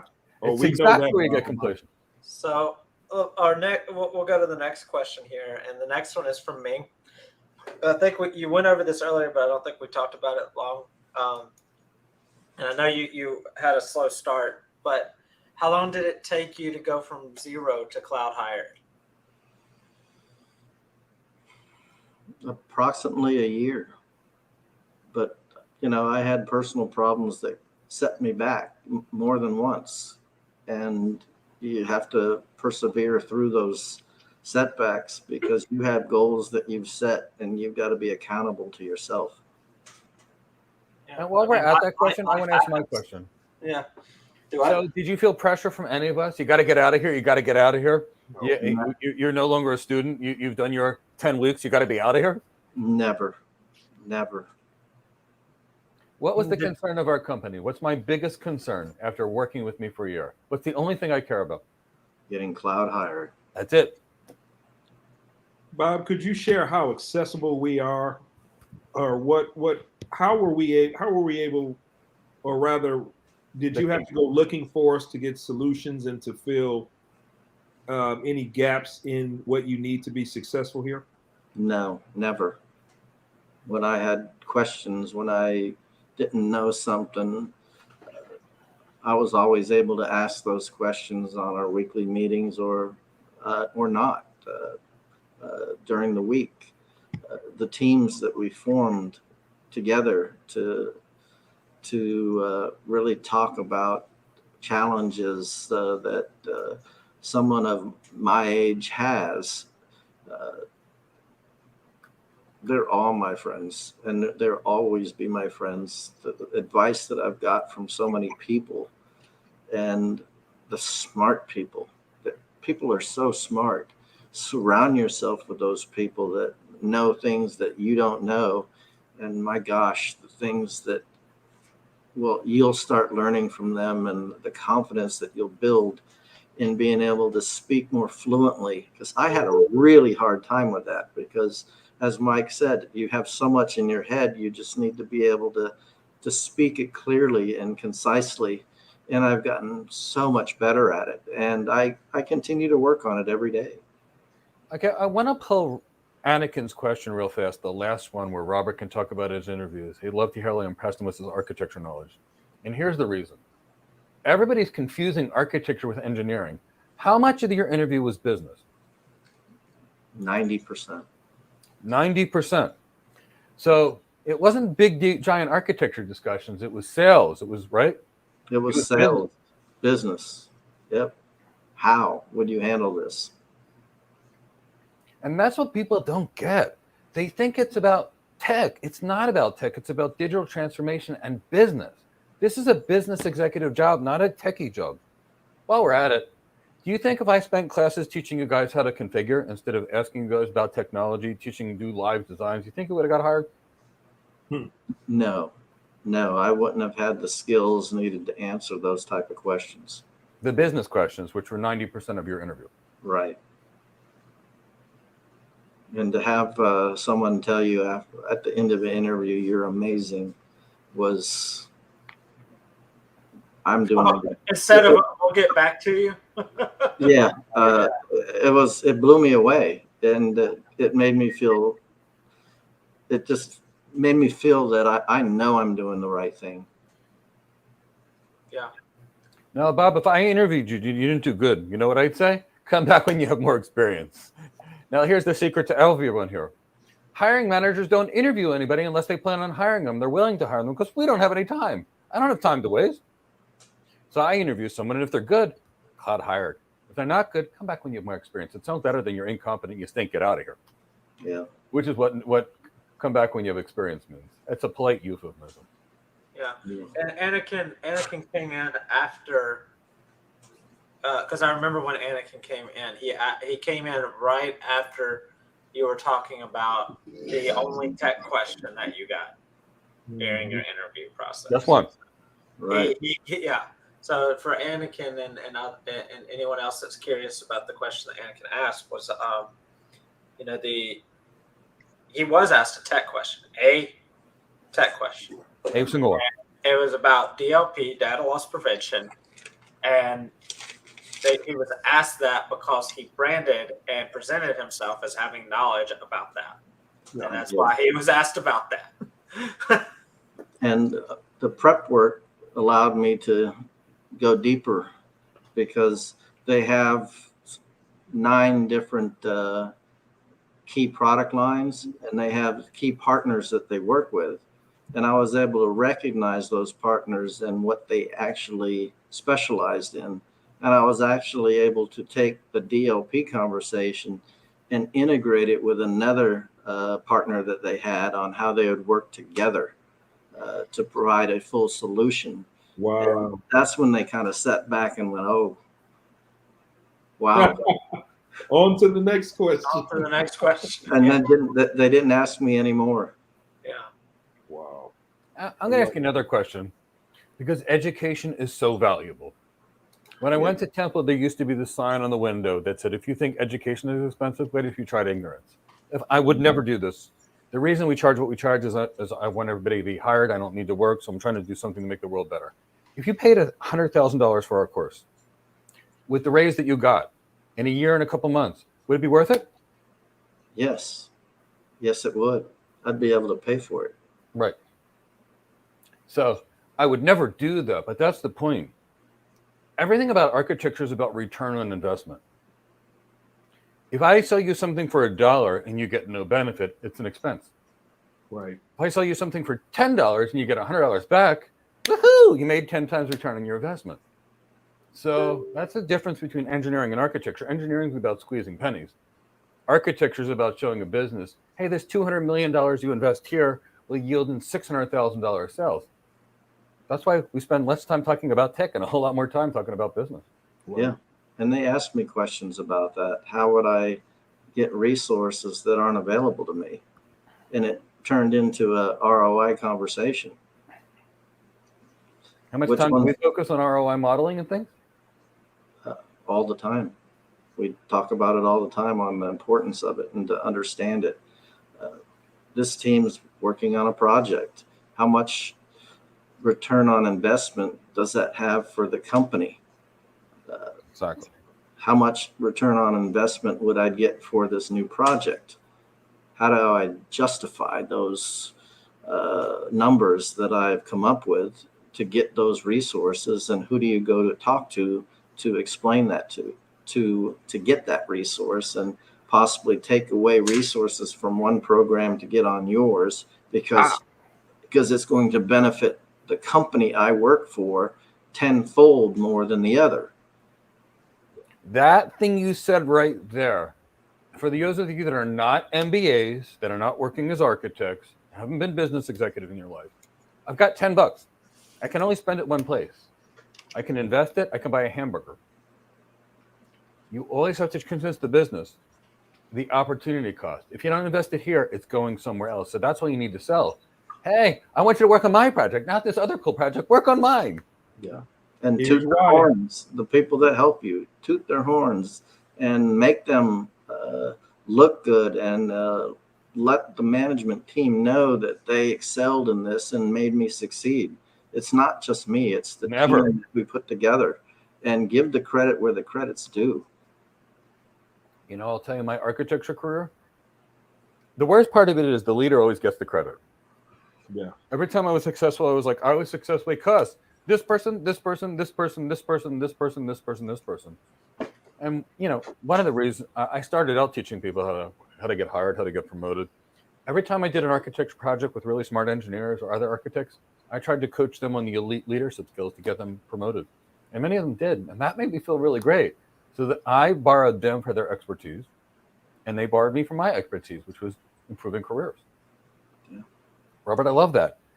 You're going to be super successful. You're going to take care of that team. And it takes a team, because you can't manage everything at the same time. These things are just way too big. Yes. You can't get lost in the details, because if you do, you're going to miss the big picture. Yeah. Right. Learning how to ask the right questions is key to really starting a project out and understanding the true business need. Because more often than not, when you go in and have those conversations, you learn so much more than say the sales rep had gone in and set that meeting up, and this is what that conversation is going to be like. More often than not, it explodes into a much larger solution that they truly need to win a DoD contract that they weren't even aware of, that they needed to meet these certain compliances. And that's what we're here for, is to really understand much more than just the technology, understanding the business needs and why. Sounds like that recon that you use for the interview process is stretching out far beyond. Yeah. Right here still. Yeah. It's all about the recon. So you don't have time to look to configure tech, but you will be doing reconnaissance for every single cell, every single customer. You don't have time to look at tech or focus on it. You can focus on the big picture. You're basically going to be a translator. You're going to be dealing with executives that will tell you the business goals they have, and you got to translate those things to the engineers, the super smart people that go build it. Yeah. And you have to speak both languages, techie land, executive land. And here's the thing: techies don't buy your gear. They're not the decision makers. No. The techies might like certifications, but the hiring managers don't care. The techies are like, here's how I do it. You got the big boss that says, I'm going to spend $1 billion on this because it's going to do this for the business. Go figure out how to make it work. Yes. I actually brought up a news article that was on their website that the manager didn't know about. And, I haven't seen that. Can you send that to me? There you go. Yeah. So yeah, recon is important, and taking the notes and being prepared for the conversations and being able to talk about what's in the news about that company, whether it's last week or 6 months ago, and how it relates to your knowledge. And if you have the opportunity to bring that conversation into the interview, do it. You know, it's like really cool. Say, for instance, and it stretches from my old life as a marketer, and you think about, case in point, the Black Friday season is coming up really soon. and not being able to meet those needs from an architectural standpoint.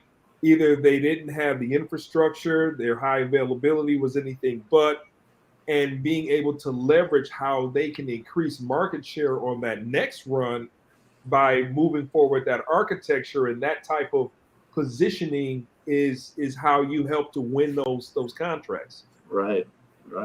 Pre-warming the load balancers and so on, and being prepared for it because you know it's coming.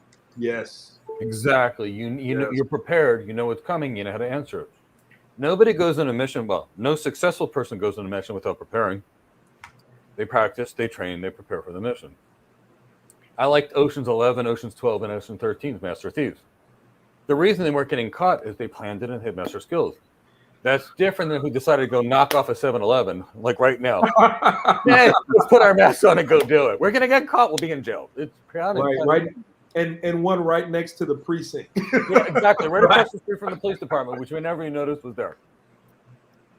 So before YouTube starts to ban us because we're plotting crimes, let's so Jabril asked, going back to you talked about a security post that you had made on LinkedIn regarding your branding. He asked, which post are you talking about? Is it the one that is featured on your profile, Scammer Alert? Yes. Okay. I'm going to share the link for that one. I wanted to make sure that I shared the right one. I figured that was it because I remember when you did that one. So I'm going to share that one over here. Yeah, and one of the things I did after I posted that, I have such a large contact base. And it was related to recruiters misrepresenting a company. I started sending it out to them in my network and to let them know about it. And my phone lit up after I started doing that. Oh, wait, you showed you were a security professional instead of saying I'm certified? I never mentioned anything about being certified at all. I was thinking showcasing nobody cares if what you're you certified. know. Yeah, showcasing what you know based on posting about a certificate and being able to exemplify that experience is how you inadvertently became a thought leader. Exactly. I basically said I felt it was my duty to inform the company and how important ethics were to me. Yeah. And by the way, I'm looking for a new position. That's perfect. There you go. Great. Robert, I had a similar story. You know how I got my first medical job ever? I was working as a waiter, and I resuscitated someone whose heart stopped. I was like, uh-oh, right under the ground, started doing CPR. The woman wakes up, gets taken to the hospital. And I actually almost got fired because I was supposed to be a waiter, not a medical person. Go figure. And as it turned out, I rescued someone that was the daughter of the vice president of the local hospital. She comes in and she says, I don't think you should be working as a waiter. How would you feel like taking this job at the hospital? I was like, really? Really? Yeah, it was the greatest. It was kind of like my start. Yeah. Proving, not certifications, proving. Right. So this is not after the post that you made me share earlier from Anakin. This is from before. He said, well before the one that you made me share earlier. He says, I'd like to add that I joined the program recently, and I believe Robert is the first person I've seen get hired that I've actually been in classes with, so he's a huge inspiration for me. I think he joined last week, if I remember correctly. He must have joined last week. Anakin, on Friday, 2 people were hired. The person with the accent, which I can't mention his name yet. He mentioned it in class, and Robert and somebody else on Sunday, but there were about 20 in the last month. So make sure you pay attention in classes when we talk about the cloud hires. Well, no, he's talking about Bob being in the class, like with him. Oh, yeah. Like taking part in the classes. Because not everybody attends the live classes. And that's the thing. If you're not in the live classes, a lot of people miss the cloud hires. Right. So and not everybody attends every live class. Please watch all of the classes. Please watch all of the classes. I'm glad that he is an inspiration. That's the reason that we do these cloud hires. That's why we do this infomercial, if that's what you want to call it. Right. I got better things to do. We spend nothing on advertising. Yeah, it's literally inspiration. I can't, like, even Bob said it earlier that seeing these is inspiring. I mean, and several people have told me that they were so, like, when we first started sharing the videos last spring. That was Chris's idea, by the way. What? That was Chris's idea, by the way. Oh, I got so many people that sent messages and made comments about how this is what they needed. Like, this is what they needed to keep going. Like, because I mean, it's not easy switching careers. It's not easy changing jobs. So that's why we do these. That's why we share the cloud hires. That's why we ask people to do interviews with us. So any of those cloud hired people that I sent an email to last week, there's about 25 of y'all. Check your emails. Yeah. Because I want to do interviews with you. I'm calling you out. I'm not calling you by name, but you got hired. If you're watching this, check your emails. And Chris, thank you for doing that. I remember when Chris and I discussed it. Chris, like, we're going to make videos and show others. I'm like, why? You're going to make a video because I did my job and got somebody hired? He's like, the students need to see it. So thank you for that, Chris. Thank you for all your contributions and everything you've made better since you joined me. I love Mr. Businessman making fun of the infomercial thing. And you too can get cloud hired. For free, Mr. Businessman over there in Georgia. I know your time's coming real soon. I love it. I'm just picturing what's his name, the OxyClean guy. Yeah. Doing the guy with the beard. Yeah. Yeah. Daniel thought that one was funny. Yeah. Oh, there's so many students that inspire me every day. Well, and that's why we encourage people to take part, because even before getting cloud hired, the things that just taking part and being active in the community is inspiring in and of itself. It really is. So, Brent, what were you going to say, Bob? Oh, I'm speechless right now. I'm so happy. I'm so excited, and I know there's great things coming for so many people within this program, and it's going to happen soon. Oh yeah, it is. It is. For so many people. I don't put myself on the pedestal being the smartest and the best. There's some very, very sharp people out there in this program, and they just need to focus a little bit more on what they truly want, and they're going to get there. And have the confidence. Knowing yourself. I don't know if we talked about it. We said we were going to talk about the importance of knowing yourself. Yeah, we didn't. I don't think if we've talked about it, we hadn't talked about it enough. Yeah. So sounds like I don't think we've talked not at all about how important it is. So knowing yourself. Go with it, guys. Well, I'll give my quote from The Art of War, and I'm going to get to Bob because he's the guest of honor. In The Art of War, they basically, I'll translate it to make it simple because the language they use is crazy. If you know yourself and you know your enemy, you win. If you know yourself and not your enemy, for every win, there's one loss. If you know your enemy but not yourself, for every win, there's one loss. If you don't know yourself and don't know your enemy, which is most people, you always lose. Bob, how important was it for you to learn yourself? Extremely important. How did you learn yourself in this journey? Push myself, talk to my friends, understand really what they thought about the conversations we have. And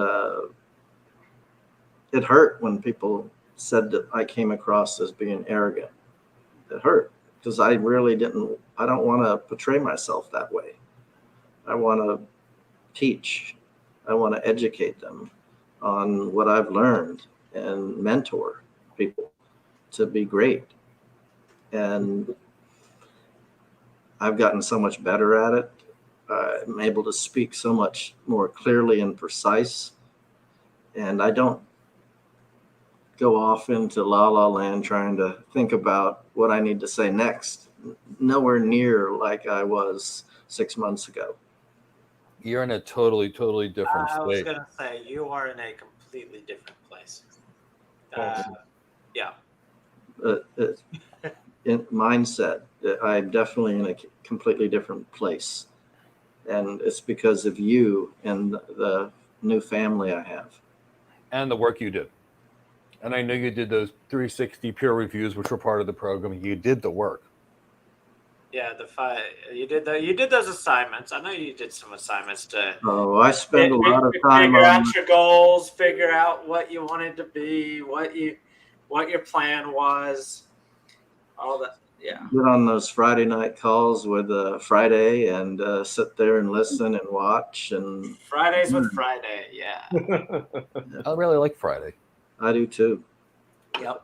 He put that group together, and it's been very successful. And they've moved right through that program. And I was there in many of those meetings, and wow, is all I can say is wow.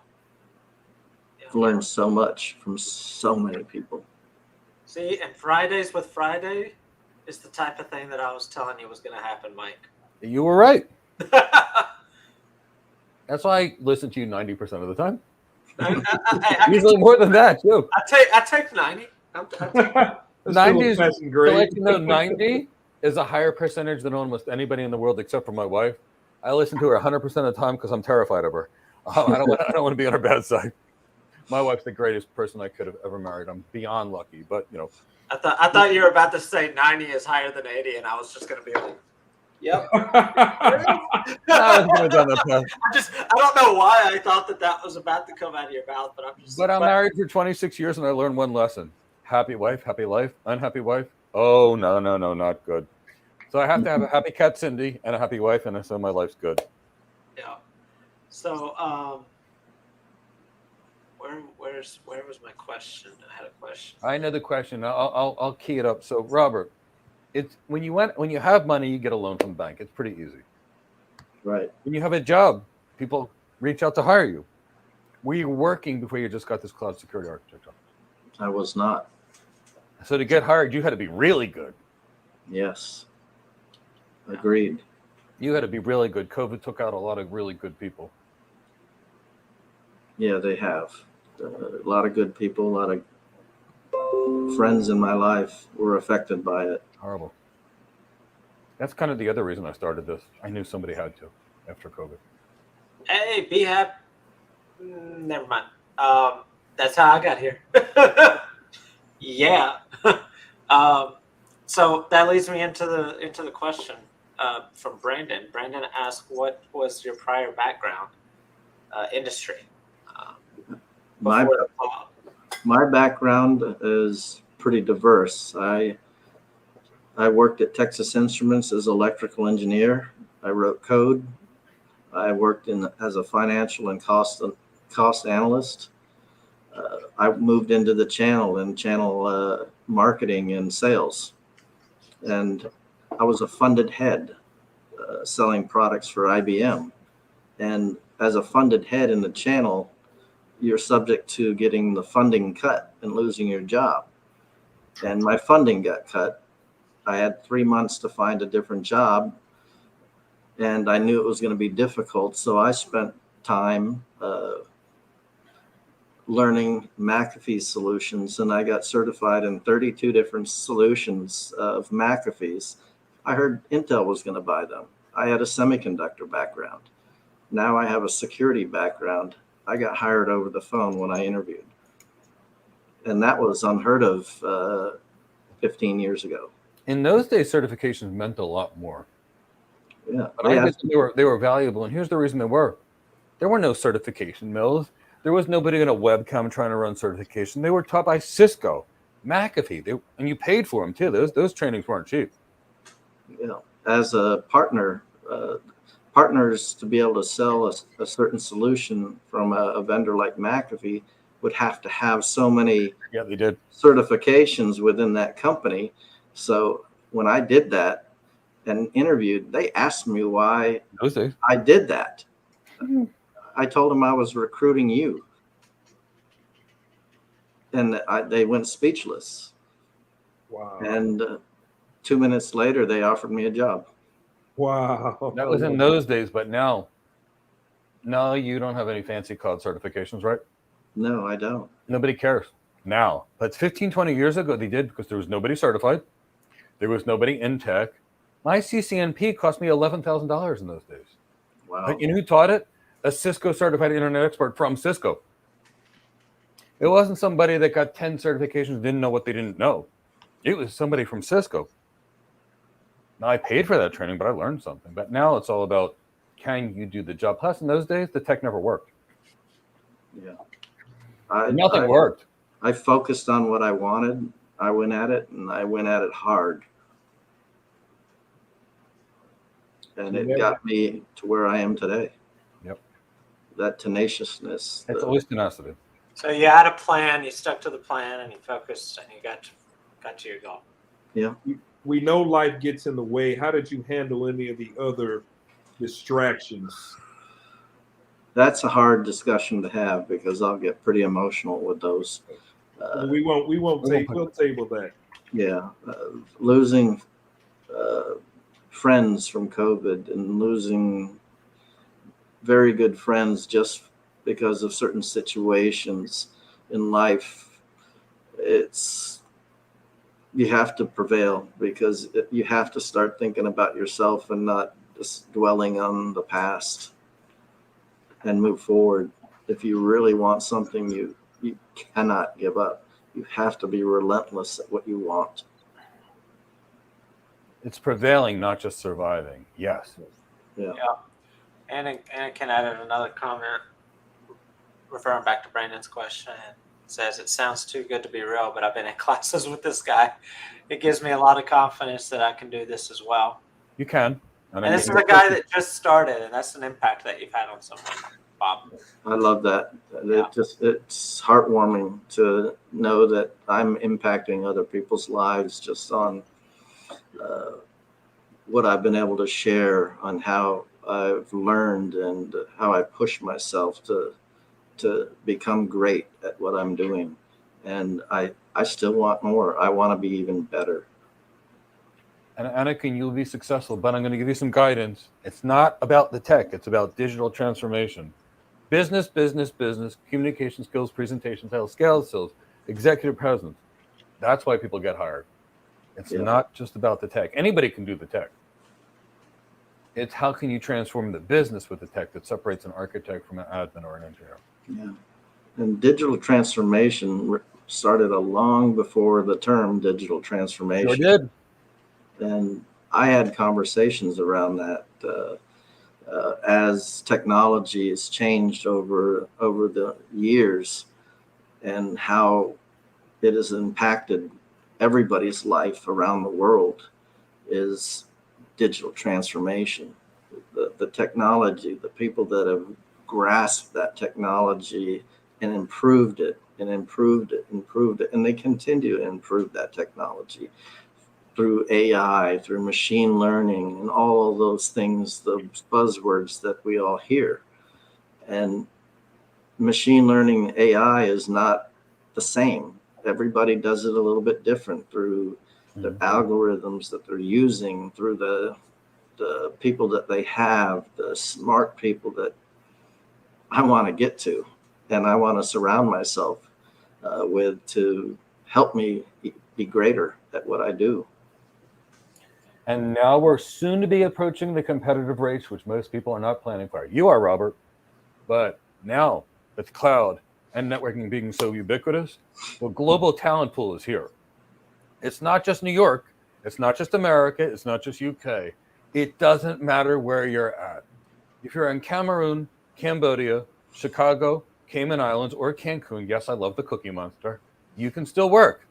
And now, once this thing's laid out, it's going to be the best, the brightest, and the most prepared that succeed. Yeah. And I have a philosophy. Keep being competitive. Philosophy in life. Learn something new every day and teach somebody something new every day, and the world will become great. That's a good The quote. world will become great. Great quote. Make sure you write that down. We need to post that somewhere. Yes. That's why I record these things. Let's capture one. I still have this thing hanging over my desk from Steve Jobs. The ones who are crazy enough to think they can change the world are the ones that actually do. And I keep that there because every time I started something, people told me I was crazy. But people getting cloud hired every day for less than $1,000, earning salaries that are sky high. They can tell me I'm crazy all they want, but we do it every day.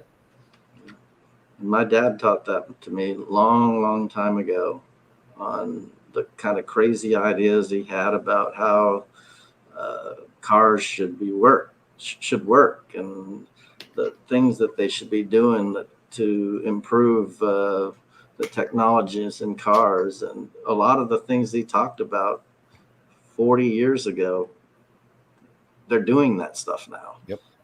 He was a visionary. Yeah. He always had that vision, and he taught that to me. And I've always been obsessed with that type of creativity as well. Now that The hunger to learn. Now that your communication skills have improved so much, you're leaking wisdom, and more wisdom. I mean, there's been a lot of incredible things that came out of you that now we can all understand. They were always there. I remember when I met you, I'm like, Robert, you're so smart. We just have to show convince the other world to hear it. Remember those conversations? I do. And I was frustrated with myself because I know what's in there, and to be able to communicate it and to communicate it well is difficult. It's become easier and easier over time as you've pushed me, as others have pushed me, and I've practiced. And knowing when to stop talking. You've come a long way on that one, Bob. Yep. But hey, it's great. It's great. So I've got a couple of other questions here. So Jabril asked a couple of questions, but I don't think you had concerns with the first one. How many hours do you put in daily, would you say, that you did with this in your preparation on your journey? Oh, it's extreme. Probably 12 plus hours a day. I was going to say, Bob's not the kind to half-a it. No, Bob's a champion, and champions hone their craft and sharpen the tip of that sword every day, and they don't stop until they win. Bob's journey's not done. He's still going to obsessively train like this. Wait till you see him in a couple of years. He's going to be a VP of architecture or a CTO. There's no such thing as a day off. No. You know, you think about what you want versus if you want this, then what are you willing to do to get it? You know? Yes. You Agreed. know, you want to take a vacation, opportunity cost. If you want to do something else and put it on the shelf, opportunity costs. So you think about you think about the reward that he put in. I wouldn't say reward. You put it's not what you deserve, it's what you negotiate. And you negotiated and put in the work. And this is where you are. And you worked hard for it. You deserve it. So it's like when people, and I've seen this when people call me about, well, how can I get it in 24 hours or something? What's the turnaround and everything else? And it's like, just focus on the tech, do the work, and stop thinking about how you can fast track or cut corners. But when you really immerse yourself and you put in the time to really grow an internal understanding of this, the reward is there, and you show it every day. Yeah. Every day shows it. Yeah. Why do you need an IDS IPS? Why do you need a web gateway? Why do you need a DMZ? What does that do? Dig in deep, learn it, understand it, and you'll start. The big picture starts opening up as you dig deeper into that, and learn the attack surfaces if you want to be in security, and how the hackers are actually trying to do the reconnaissance to get into the network, whether it's from phishing, whether it's from brute force attacks, and so on. They don't stop. Safe doesn't sleep. Oh, wait, you mean it's more than just WAF and SHIELD like they teach in the AWS Certified Solution Architect Professional and a couple of... I knew that was coming. I didn't focus on that. No, nobody. Then you could talk about all the reasons why that's not good enough too, and that's the key of getting hard versus not getting hard. Yeah. And learn how to tell stories, analogies. Analogy stories, honest, ethical stories, but analogy. Yeah. And you get better at it as you practice at it. And it becomes second nature when you start talking about it. It's like when you asked me out of the blue, explain DLP in three minutes, go. I remember doing that. I've been beat red, but I knocked it right out. You sure did. When did you use the formula? I mean, this is like always when I was on my cloud journey, and Mike laid it out for me in 3 easy steps. What is the tech? What does it do? And when would you use it? Was that formula something that really helped you during the interview process? Maybe not so much in the interview process, but really understanding the why. And I mean, you look at the drawing behind me on a 3-tier architecture. Why? Why would we separate those? If you can't explain that, go learn it. Yeah, and I think to be fair though, Elonzo, he only had one tech question. Everything else was business questions. Wow, yeah, that is true. That is true. I was definitely prepared for others. Oh, he's prepared. He would have rocked them too. But the I point know. was, That's an why I architect. asked, It's not a because I big know- tech thing. The only time the architect interview ever goes heavily on tech is if you do two things. One is if you've got a lot of tech stuff on your resume and acronyms, because that's all they think you can do. And two, if the interview goes bad, because you can't communicate it well, they will hammer you and find your weaknesses. So if I ask somebody a BG question and they didn't know it, then I'll say, okay. I'll ask them a sub-name question. If they can't figure that out, I'm going to go to the nth to figure out exactly how weak they are and poop. But if they're strong, I don't need to ask another question. I already know they know what they're doing. Yeah. And I've interviewed 6,000 tech people so far. Yeah, and you did that to me several times on my first mock interviews, and it pissed me off. But I did it to show you what would happen if you weren't Chris. Yeah. Right. And I went, okay, now boom, boom, boom, boom. And I want you to remember that experience. You never had it again. Yeah. Oh, I still remember it. And I won't forget it. But you're better for it now. Yeah. Absolutely. And you have to put your neck out there. You have to push yourself. And Mike's super smart. He's going to make sure he's going to try to make you fail. He really is. And when you do, stop, go learn it so you don't fail at that again. I'm so concerned about people's toughness. Many years ago, when I was way too busy to do anything because I was running at Cisco, there was a kid at the gym. He's one of my most successful students ever. And he says, can't you just coach me like you train others? I'm like, I'm so busy right now. I don't have the bandwidth. And he says, I'll work hard and do anything. And this is before I hurt my foot. Back when I'd swing a 100-pound kettlebell 117 times, that was my record. And I said, sure. He wasn't the wrestling team. He was a kid. He was in high school. I said, if you run 2 miles, deadlift this 245-pound barbell 200 times, do 200 pull-ups, 300 bodyweight squats, and 300 push-ups, and then you run 2 more miles, yes, I'll train you. Kid's on the treadmill. He's deadlifting. I'm like, all right, enough's enough. I'll train you. One of the most successful people ever. Because it's the attitude, it's the mindset of the winner, the champion. Yeah, I used to be 260 pounds. You've lost a lot of weight recently. I've gained a little bit back. I actually lost too much. I was working out twice a day. I was squatting near 600 pounds. Love it. And I went down to 165. Wow. But I also could jump 6 feet up in the air and do a backflip too. So you're doing the backflip. Wow. And then I got hurt. I got hit in the head with a chainsaw. Ew. Yeah, didn't talk about that, and it put me down for 6 months. And that's when I found you.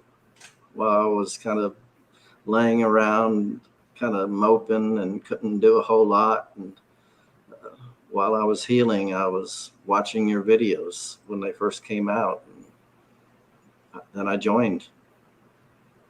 I'm so glad we found you. And I know what it's like to be beaten up or injured terribly. I couldn't walk for year after year after year. Yeah, it was a horrible experience, and I hopped up like nothing was wrong. I took a few steps, and I go, "Oh, I need to lay down." Mm. And, my head was like a balloon, and I refused pain pills, pain shots, anything. I said, just staple my head, sew my ear up, stitch me up. I had stitches in every extremity, and they had to put my ear back on, and it was horrible. So sorry. And something I'll never forget, but it made me stronger. It's just one of the things that knocked me down, and I got right back up. It's not how hard you get hit or how many times you get knocked down. It's can you keep getting back up? Mm-hmm. Yeah. Yeah. I've always known I'm going to be great at something in life, and I've never quit. I think you found a new niche. Yeah. So, David asks, how many interviews did you do, and which company do you work? Are you able to talk about that at all? I shouldn't probably mention think the you should company at address that this question. time. I had maybe 3 other solid interviews before that. Hundreds of recruiters reaching out to me to set up calls, but never got very far with them. My resume wasn't right. I had to rewrite it more than once. And the guidance with Mike and the team on how to rewrite it, how to get it to where it got attention to the right people, and then leveraging my contacts within LinkedIn proved to be what I truly needed to do, and to get my foot in the door. Right. So, David, I'll give you some advice to find the real answer. Follow him on LinkedIn. No. On his first day, he can post it, but prior to that, we don't jinx anything. Correct. Yeah, definitely follow me on LinkedIn, and And you'll find out real soon. When's your first day? When's your first day, Robert? October 3rd. Okay, so sometime around October 3rd, you'll find out.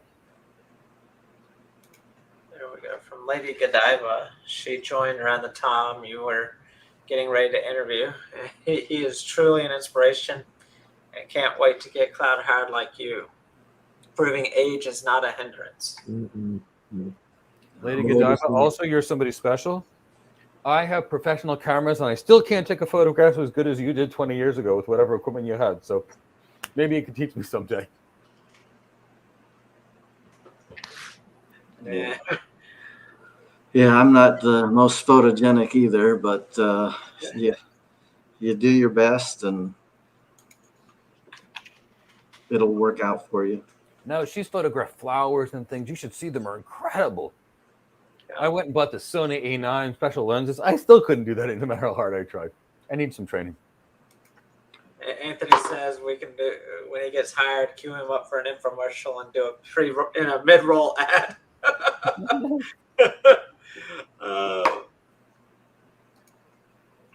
Malik says they just joined the program recently and can't wait to finish it and get cloud hired. Can't wait either, Malik. I'm looking forward to the cloud hired video that Chris is going to call you to do. Yeah. Yeah. When I got that call, all I could think about was telling Mike. And it affected me very much when you told me.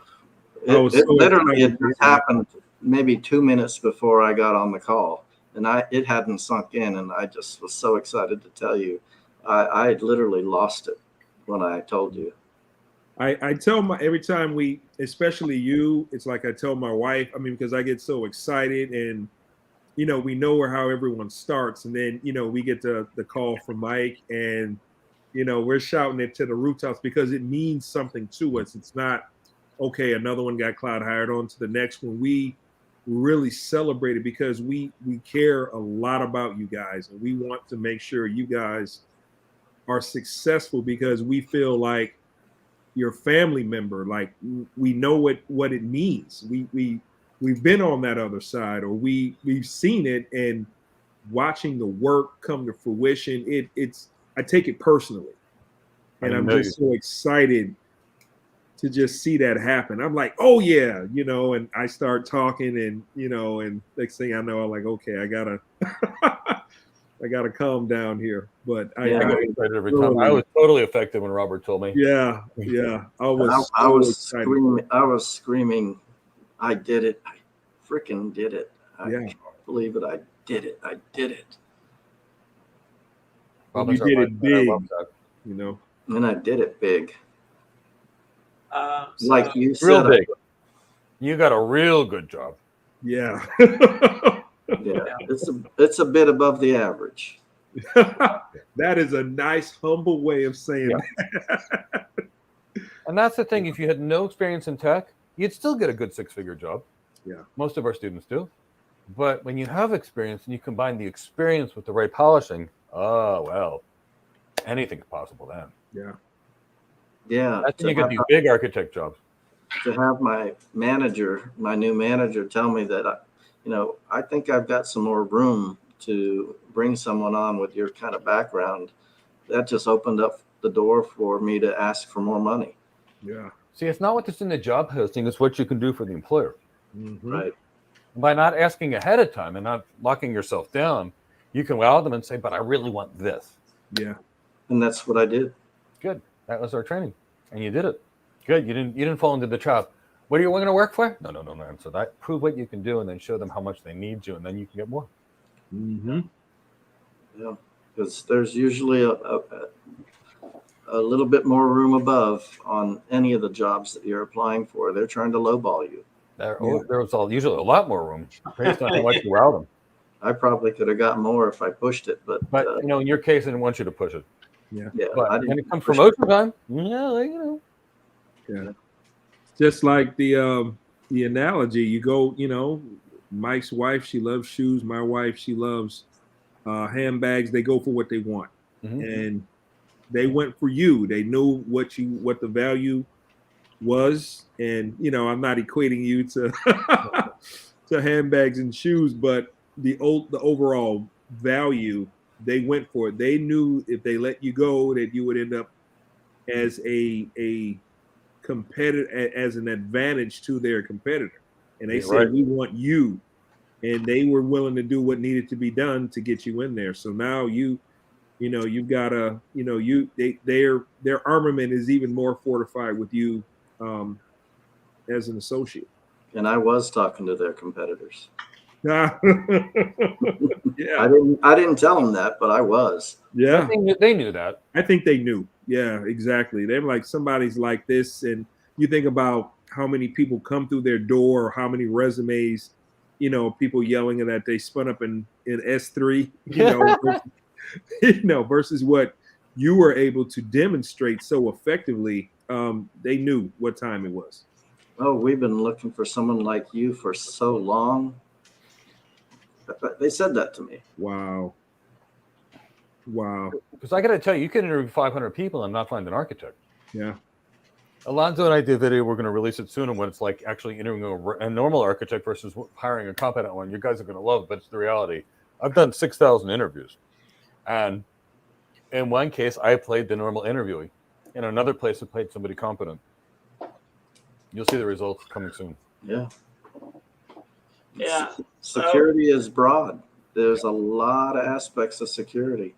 It's not just the ACLs, the firewalls, the content security network for your DDoS. It's not just the CDN. It's all kinds of stuff. Your remote users, all of it. And then understanding when there's a threat or a suspected threat, how do you look for it? How do you identify something like that? That's where your behavior analytics, your machine learning and things like that, looking for that, well, if it looks like a duck or acts like a duck, it probably is a duck. It's not right. Let's go take a look at it. Let's isolate that machine and do a deeper dive. talk about digital transformation. So I spent my whole life, my mother-in-law taught me how to cook. We're busy. In less than 60 seconds, I order dinner to be delivered to my house. I mean, seriously, the technology that enabled that, that's pretty cool. Yeah. You could have Cindy cook for you. My cat Cindy does assist me with everything. She was assisting me doing laundry today. It was really cute. She kept running against my feet until I opened up the dryer, and then she went in. I'm like, okay, no, Cindy, you got to get out. So there's a question I've been wanting to get to that I think is important. I think Bob can probably speak to it pretty good. Anna can ask, because we talk about this regularly. Where is it? Where did it go? Anna can ask, did they ask you anything that you didn't know the answer to? One of the sales reps asked me about authentication and outside of AD. And I told him I wasn't an expert at it, but if that's really important, I'll become an expert at it. And what did they say in response to that? Excellent. It's very important in our business to really understand authentication and how to utilize it in solutions. And I said, well, then I'll spend some time and become an expert at that. Yes. And then I deferred back to data loss prevention and IDS, IPS, and cloud access security brokers and things that I knew really well. So you used our method of basically telling them, I haven't had a chance to learn this yet, but I could if it's important to you, but I know this, this, and this, and you redirected it to exactly what you knew, just like we taught you? Absolutely. See, yeah, that's the key. What most people do is they lie. They bluff. You know, the second most common thing employers say is, I don't want somebody that lies to me. I need to trust them. And then people lie on the interview and they wonder why they don't get hired. They get a cookie. Yeah. Yeah. What Elonzo's talking about is I've interviewed thousands of people, and I am so tired of people lying to me that I kept a cookie jar in my office, and I didn't eat butter, flour, sugar. Never did. Second, somebody would lie to me, have a cookie. Have a cookie. What about the interview? Have a cookie. Have a cookie. Have a cookie. And then I'd walk them to the elevator and say, thank you. I will never hire anybody that lies to me. Yep. And I would have never even thought to do that prior to this class. Here's another comment I like from Kathy. Congratulations. I don't have a cloud or networking background, but very motivated to make a transition to cloud architecture. How long does it take to get ready for the career after enrollment? It's how hard do you push yourself? How bad do you want it? And focus on little pieces at a time. Most of the people who went to cloud are taking about 8 months, right? I started interviewing or getting ready to interview around that time period. But the people in your class that are usually getting hired, it's taken about 8 months, 9 months, right? And so let's look at Daniel Boso as an example that never worked in tech before. It took him 6 months. Like he put in like 12 hours a day, like you did. Yeah. Yvonne Tamba, well, let's just say first class. Hi, I'm here to learn. I'm here to learn. Well, a couple months later, he was hard, but he put in 12 hours a day, like you did. And some people have that gift of gab that I didn't have. Oh, you didn't have that gift of gab, Bob? No. Really? No. Elonzo. What? I don't know what to say sometimes. Not all the time. Yeah, but Bob's over here trying to say he doesn't talk. I talk, but I just go on and not really what I'm saying is relevant. I got you. I'm just giving you a hard time, Bob. That's okay. Because we care so much. You've come so far. Yeah. Everybody has a lesson to learn. For most of my engineers, it's learning how to communicate and present, design, present, and sell. My business people, it's learning the tech. Doesn't matter. We all have to learn something somewhere. Yeah.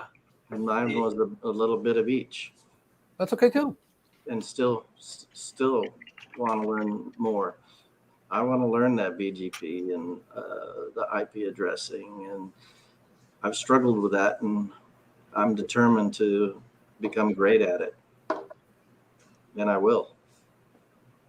Okay, we have to address nannies. I'm going to say this again. I just saw that come in. Nanny. There is no certification ever that will get you hired. I'm going to say it again. It's so important. Certifications never get you cloud architect or cloud engineer jobs. Never. There's one certification in the world that will get you hired. It's the Cisco Certified Internet Expert. And mine cost me $40,000. I had to read 75,000 pages of reading. Bob has no cloud certifications to talk about. Employers don't care about certifications. They care about competency, competency, competency, and more competency, not certifications. Certifications are worthless pieces of paper that you can heat your house with. Bob, did anybody ever ask you a certification question? No, not a one. And I'm going to tell you one thing. Associate certifications, generally employers don't like. One or two professionals will get you an interview, but they will never, ever get you hired. And here's the reason why, Nani. The certification is the name of a service and how to configure that service, which is what admins do. But they still need more knowledge. An engineer needs to know how to performance tune it, to put the pieces together. Lots of different skills, and they're not covered in certification. It's the technology. How does the tech work? Why does the customer use it? How do we tune it? Not anything covered in the certification. Yeah. And that's why. Go on, Elonzo. No, I'm sorry to interrupt. I was just thinking how detrimental it's going to be for your interview if you start rattling off a systematic list of certifications. They will find a way to nail you on that. They will grill you and spend more time trying to see what you don't know than actually trying to see if you're qualified for the job itself. Yeah. And this is where perception it matters, because a lot of people say, I want hands-on experience. And I say, as an architect, you don't touch the tech. You don't configure ever. Hands-on experience is design. Hands-on experience for the architect is getting 30 people in a room, leading the meeting, and getting all the people to design it. That's hands-on experience for the architect. Hands-on experience for the architect is giving a presentation, learning how to sell it. Hands-on experience for the engineer is Terraform and Python. So there's totally different things, but it's never hands-on experience for the architect. And that's why people do certifications and learn how to configure. They do just to be fair, they are asking about the cloud engineer, but the same principle stands. The certification doesn't matter. No, I'm referring to the next person that's asking me a past as an architect, and they will sit down and get hands-on experience. And I'm saying it's not about hands-on experience. You don't want hands-on experience learning how to parachute, do you? Sorry, you moved too fast for me, Mike. I can't keep up with these things. And that's really the key.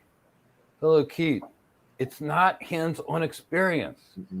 It's knowing what to do. So an architect design presents itself. So can you build an ROI model?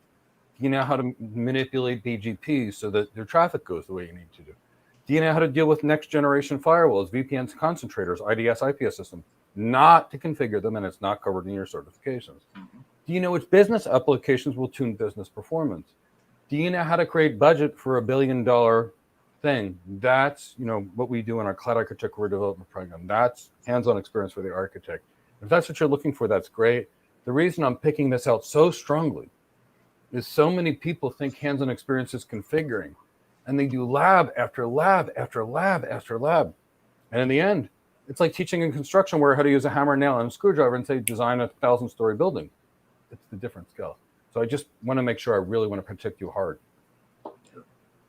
The questions you'll get are around just AWS or GCP or Azure.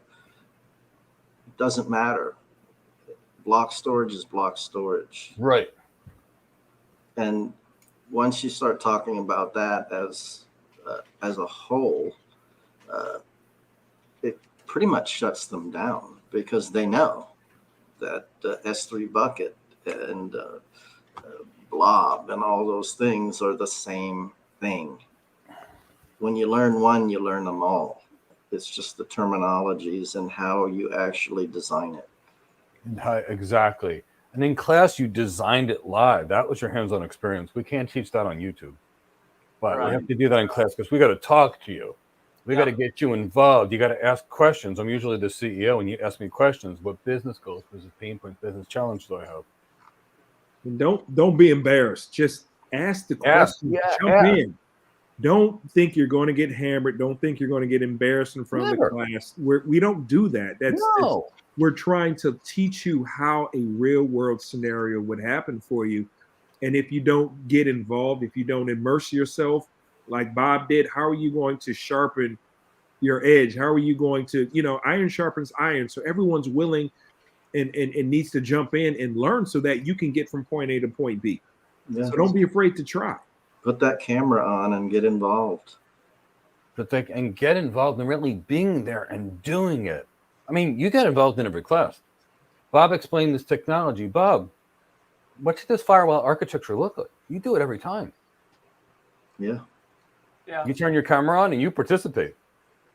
Yeah. You have to. Have to. Or you're just going to become complacent and not learn what you really need to learn. Khalid, great question from Saeed. You always ask if age is a factor in hiring, and you prove that you're not. And Khalid, or Saeed, in class on Friday, someone 2 years older than Bob also got his first cloud architect job. Yeah. That person was 63. Are we talking about SW? Yes. Mm-hmm. Anakin, you've been too shy to turn on your camera. I'm going to really recommend you turn on your camera. Anakin, get out of that. If you want to present, you can't hide behind the camera, my friend. You have to,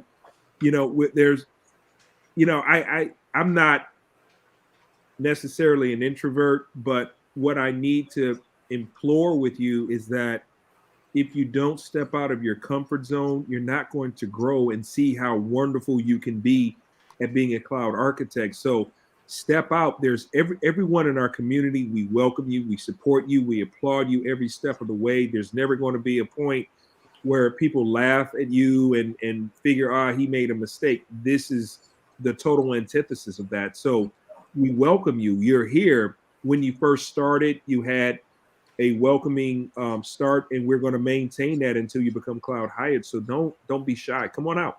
Don't be shy. And Anakin, if you don't get on camera, you'll never be able to get hired because you're going to present yourself in an interview. And Anakin, you know what an architect does? At least 50% of their time, presentations. This is not a techie job. This is to go out there and talk. Anakin, I'm going to give you a secret.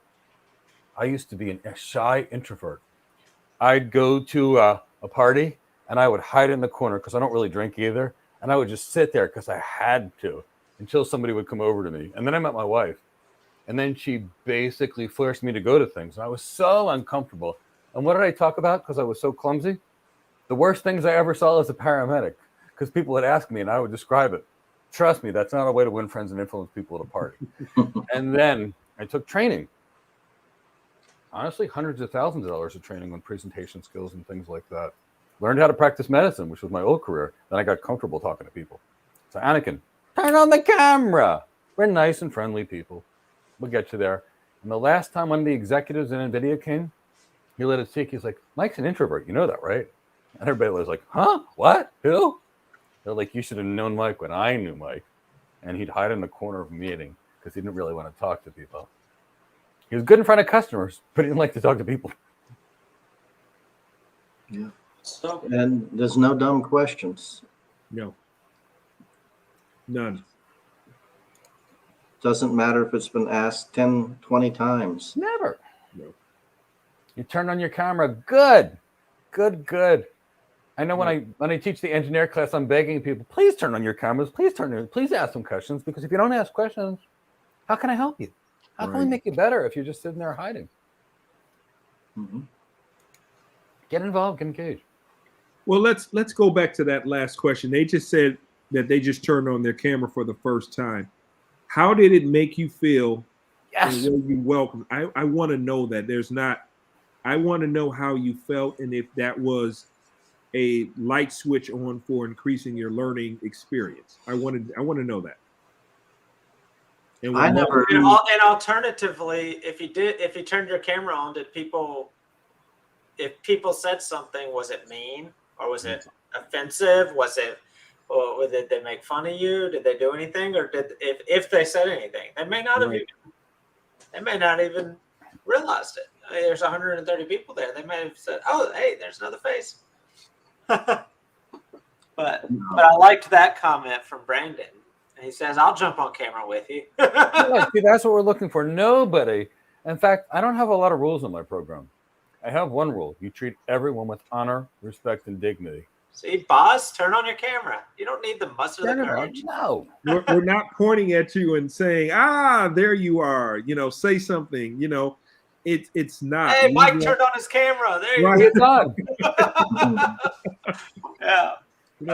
We want you to, we're not looking to see you so much as we know that sharing and being comfortable with the camera on so that you can present effectively is what's going to enhance your learning experience. There we go. When you hide behind the camera, you're delaying being cloud hired. You're hurting yourself. Yeah, there's Daniel's comment. There you go.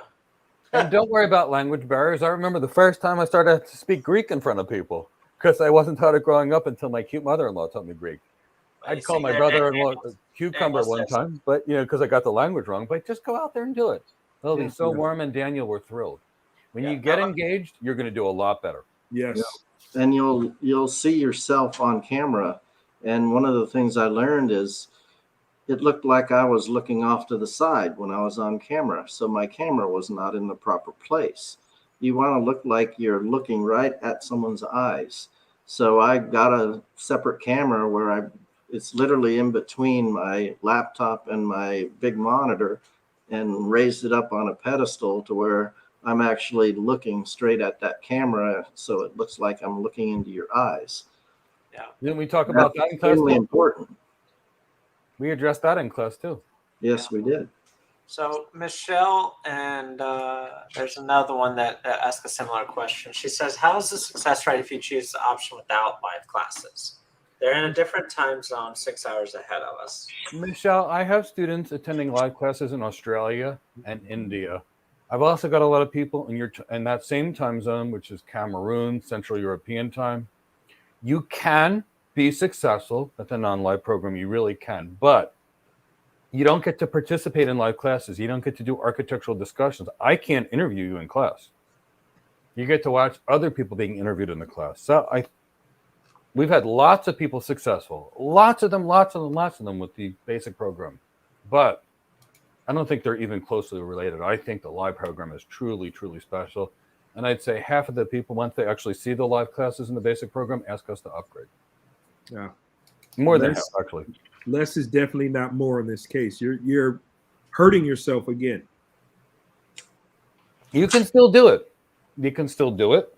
But being there and actually doing architecture in public and me asking you and interviewing you and guiding you and coaching you is a lot better than you submitting a video and my team giving you a response on it.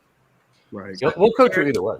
Here's their response. 4 weeks into the program, turned on the camera. I felt good, comfortable, and more in tune. Funny thing, I knew some answers after 4 weeks in the program. That's what we're looking for. Come, participate. I'm a soft, friendly, cuddly bear. I've never made anybody feel bad. Now, if I do a practice interview intentionally with certain people, I will push them. And why will I push them? I want them to be successful. Yes, exactly. When you've got a big thing to do, you do step by step, one bite at a time. Yeah. So to be completely fair, I'm starting to get a little hangry. Me too. I already ordered Uber Eats. It'll be here soon. I got a meal at home. I'm going to be reheating apparently. But so Malik, you can send us an email to info@gocloudcareers.net. Make sure I spell that right. Yeah, so send us an email at info@gocloudcareers.net. It's after business hours, so it may take us a little time to absolutely get that addressed, but we'll have it addressed by tomorrow at the latest, completely addressed. But yeah. And there's no penalties or anything. It's just the difference that you would have paid in the first place. Mm-hmm. We're not about looking for revenue sources and extra things. It's just the difference.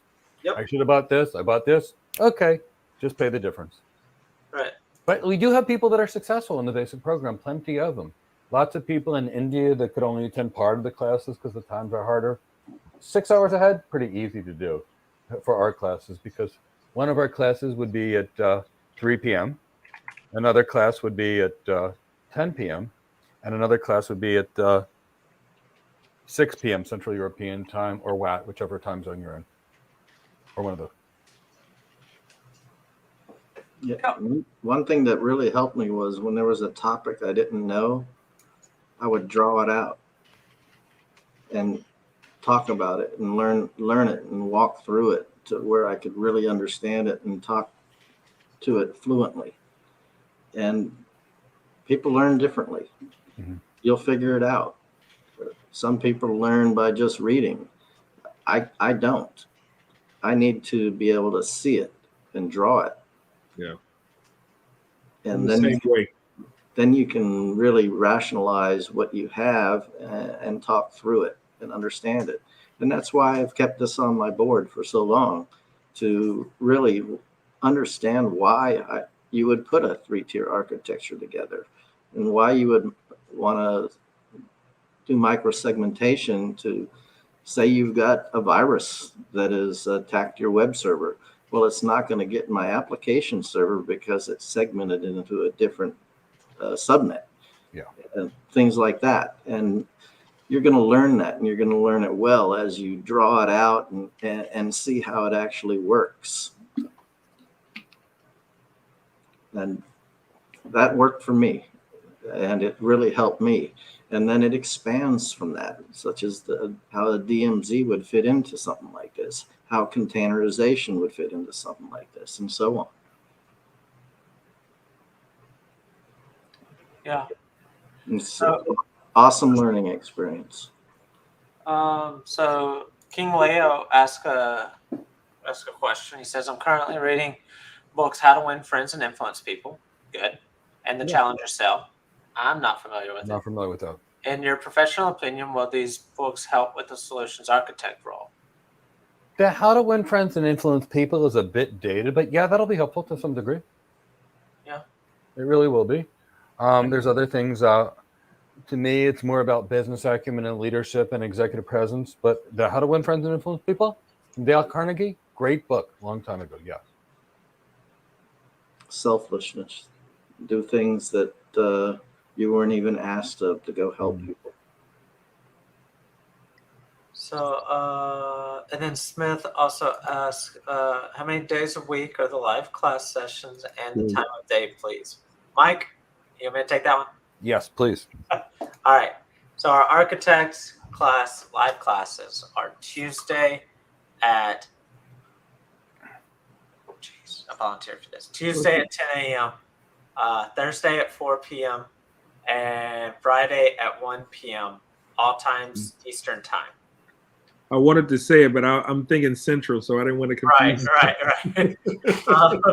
So that's architect classes Tuesday at 10 a.m., Thursday at 4 p.m., Friday at 1 p.m., all times Eastern time.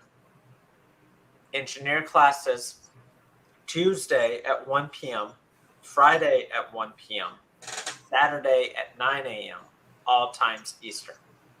And Tracy's put it in the chat box. Thank you, Tracy, for putting both in the chat box. But I wanted to say it for those audio people, and then I was going to put it in the chat box. But thank you, Tracy, for putting it in the chat box. So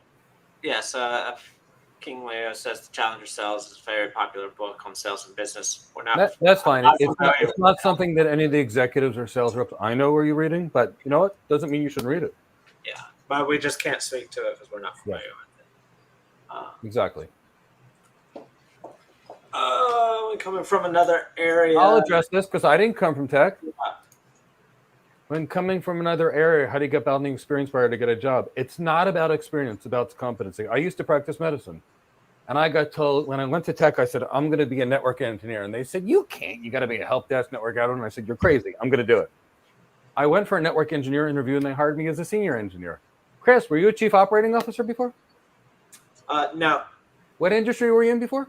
Hospitality. Hospitality. Chris is an amazing chief operating officer. I depend on him more than I will even admit. It doesn't matter. Yvonne Tamba, when he got hired by AWS, was serving food. Wasn't about his experience. Coyote, when he got hired by AWS, was a college student. Daniel Bosa was Mike's never even seen my resume. no, never even cared. I just realized that you've never even seen my resume. Never looked at it. I gave you an internship. You were a rock star, and I didn't even care. I didn't care about your background. I knew what you could do. How about Daniel Boso? He was selling shoes at Nordstrom, and now he's a cloud architect. How about Delroy Batt, who was an EMT, who's now a cloud architect? How about our student who's a mental health tech that's now working for JP Morgan Chase as a cloud architect? I mean, I could give you story after story. Employers care, can you do the job? Now, I will tell you this one thing. If you go on a job interview and you're not good, they have two choices. They can say you're incompetent, or they can say, I'm sorry, you lack experience. But they never would interview you in the first place if they weren't willing to hire you. So you have to be great. Everybody gets their first job. Robert, how many people did you see that got their first cloud architect job that weren't in tech before in the last year? Countless people, and always so happy for them. And was so hungry to be one of those people. And that's really one of the excitements that I had when I got that offer. And I didn't even let it sink in. I just ran over to the computer to log in to tell you. And I was so excited. I probably should have waited a few minutes before I did it. I wouldn't have been so emotional, but that was okay. And that's okay. I was emotional too because I get hired. And actually, I remember initially, I wanted to be an architect, and someone says, "You're an engineer." I don't want an engineer. I want an architect. The architect of the architect is an executive. This. You should have seen the retraining I had to do to go from tech to non-tech. Like architecture is more of an executive job. Yeah. Samir Desai, how long is the course duration? Well, you have up to a year because we don't give you a hard firm because all I care about is that you get hired. So I'd say on average, it takes most people about 8 months to get through the program to get hired. That's about what we're seeing, Chris and Elonzo, right? Because you do as many as I do. Yep. I mean, it depends. I mean, if they're completely new and don't have the experience, but. And how many interviews does our average student get per week with no experience, based upon our branding and training and being part of Go Cloud Careers, Chris? From what you hear from the students, I can't answer about interviews, but I can answer about how many people get asked about jobs. It's at least 5 or 10 a week that they're getting, if they have the right positioning. If they don't have the right positioning yet, it's a little lower. But if somebody just puts certifications on their resume, forget it. They're not going to get it. Yeah. So, all right, back to my hangriness. And let's ask that if you want to be a cloud architect, the course is simply the Cloud Architect Career Development Program. See, Cloud Architect. If you want to be a cloud engineer, it's the Cloud Engineer Career Development Program. What program can you register? What career do you want? I'm going to answer that question there. Four more interviews started tonight.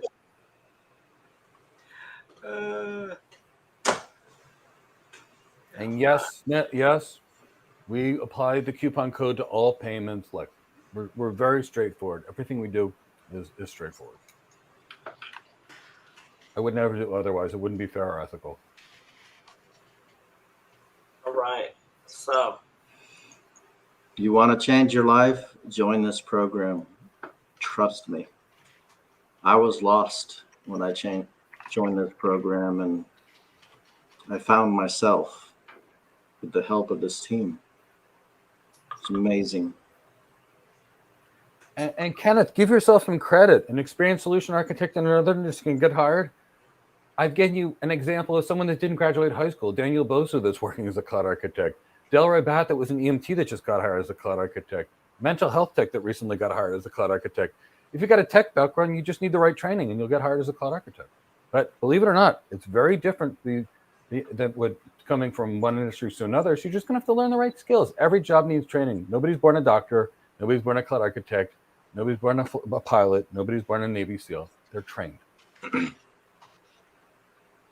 So let's do a couple of things. I'm going to wrap it up now because I know my team has been here. We've shared a lot of time and effort tonight. So take advantage, if you're interested in becoming a cloud architect, of our 30% off sale with coupon code potential. My team will pop it in the room, in the chat box and the links and things like that. Join us on Thursday. for our completely free How to Get Your First Cloud Architect Job webinar. Who knows? Bob will probably be there. Bob has attended so many of these webinars to learn how I present things. And each time, his presentation skills got a little better. So he's there at a lot of these things. Sign up for our free AWS certification bootcamp. And then our free networking bootcamp. The links for these in the description below. Tomorrow, I'll have another magazine article, most likely, that we'll share because another magazine article of mine is getting published tomorrow. So if you follow us on LinkedIn, you'll get to see about it. And get cloud hired, everybody. It's all about getting cloud hired. So give us a hashtag cloud hired and a hashtag cloud architect, hashtag solution architect, hashtag cloud engineer in the chat box so we know the career of your dreams. I want to thank you for your time tonight. Robert, thank you. Robert, congratulations. I'm so happy for you. You have the mind of a champion. Clearly the body of a champion if you're doing flips at 60 years old, squatting 600 pounds. I'm going to do it at 70. Good. Hey, go for it. Robert, I'm going to introduce my wife to you to do that. I need lyrics. Cloud hired. Cloud hired. I love it.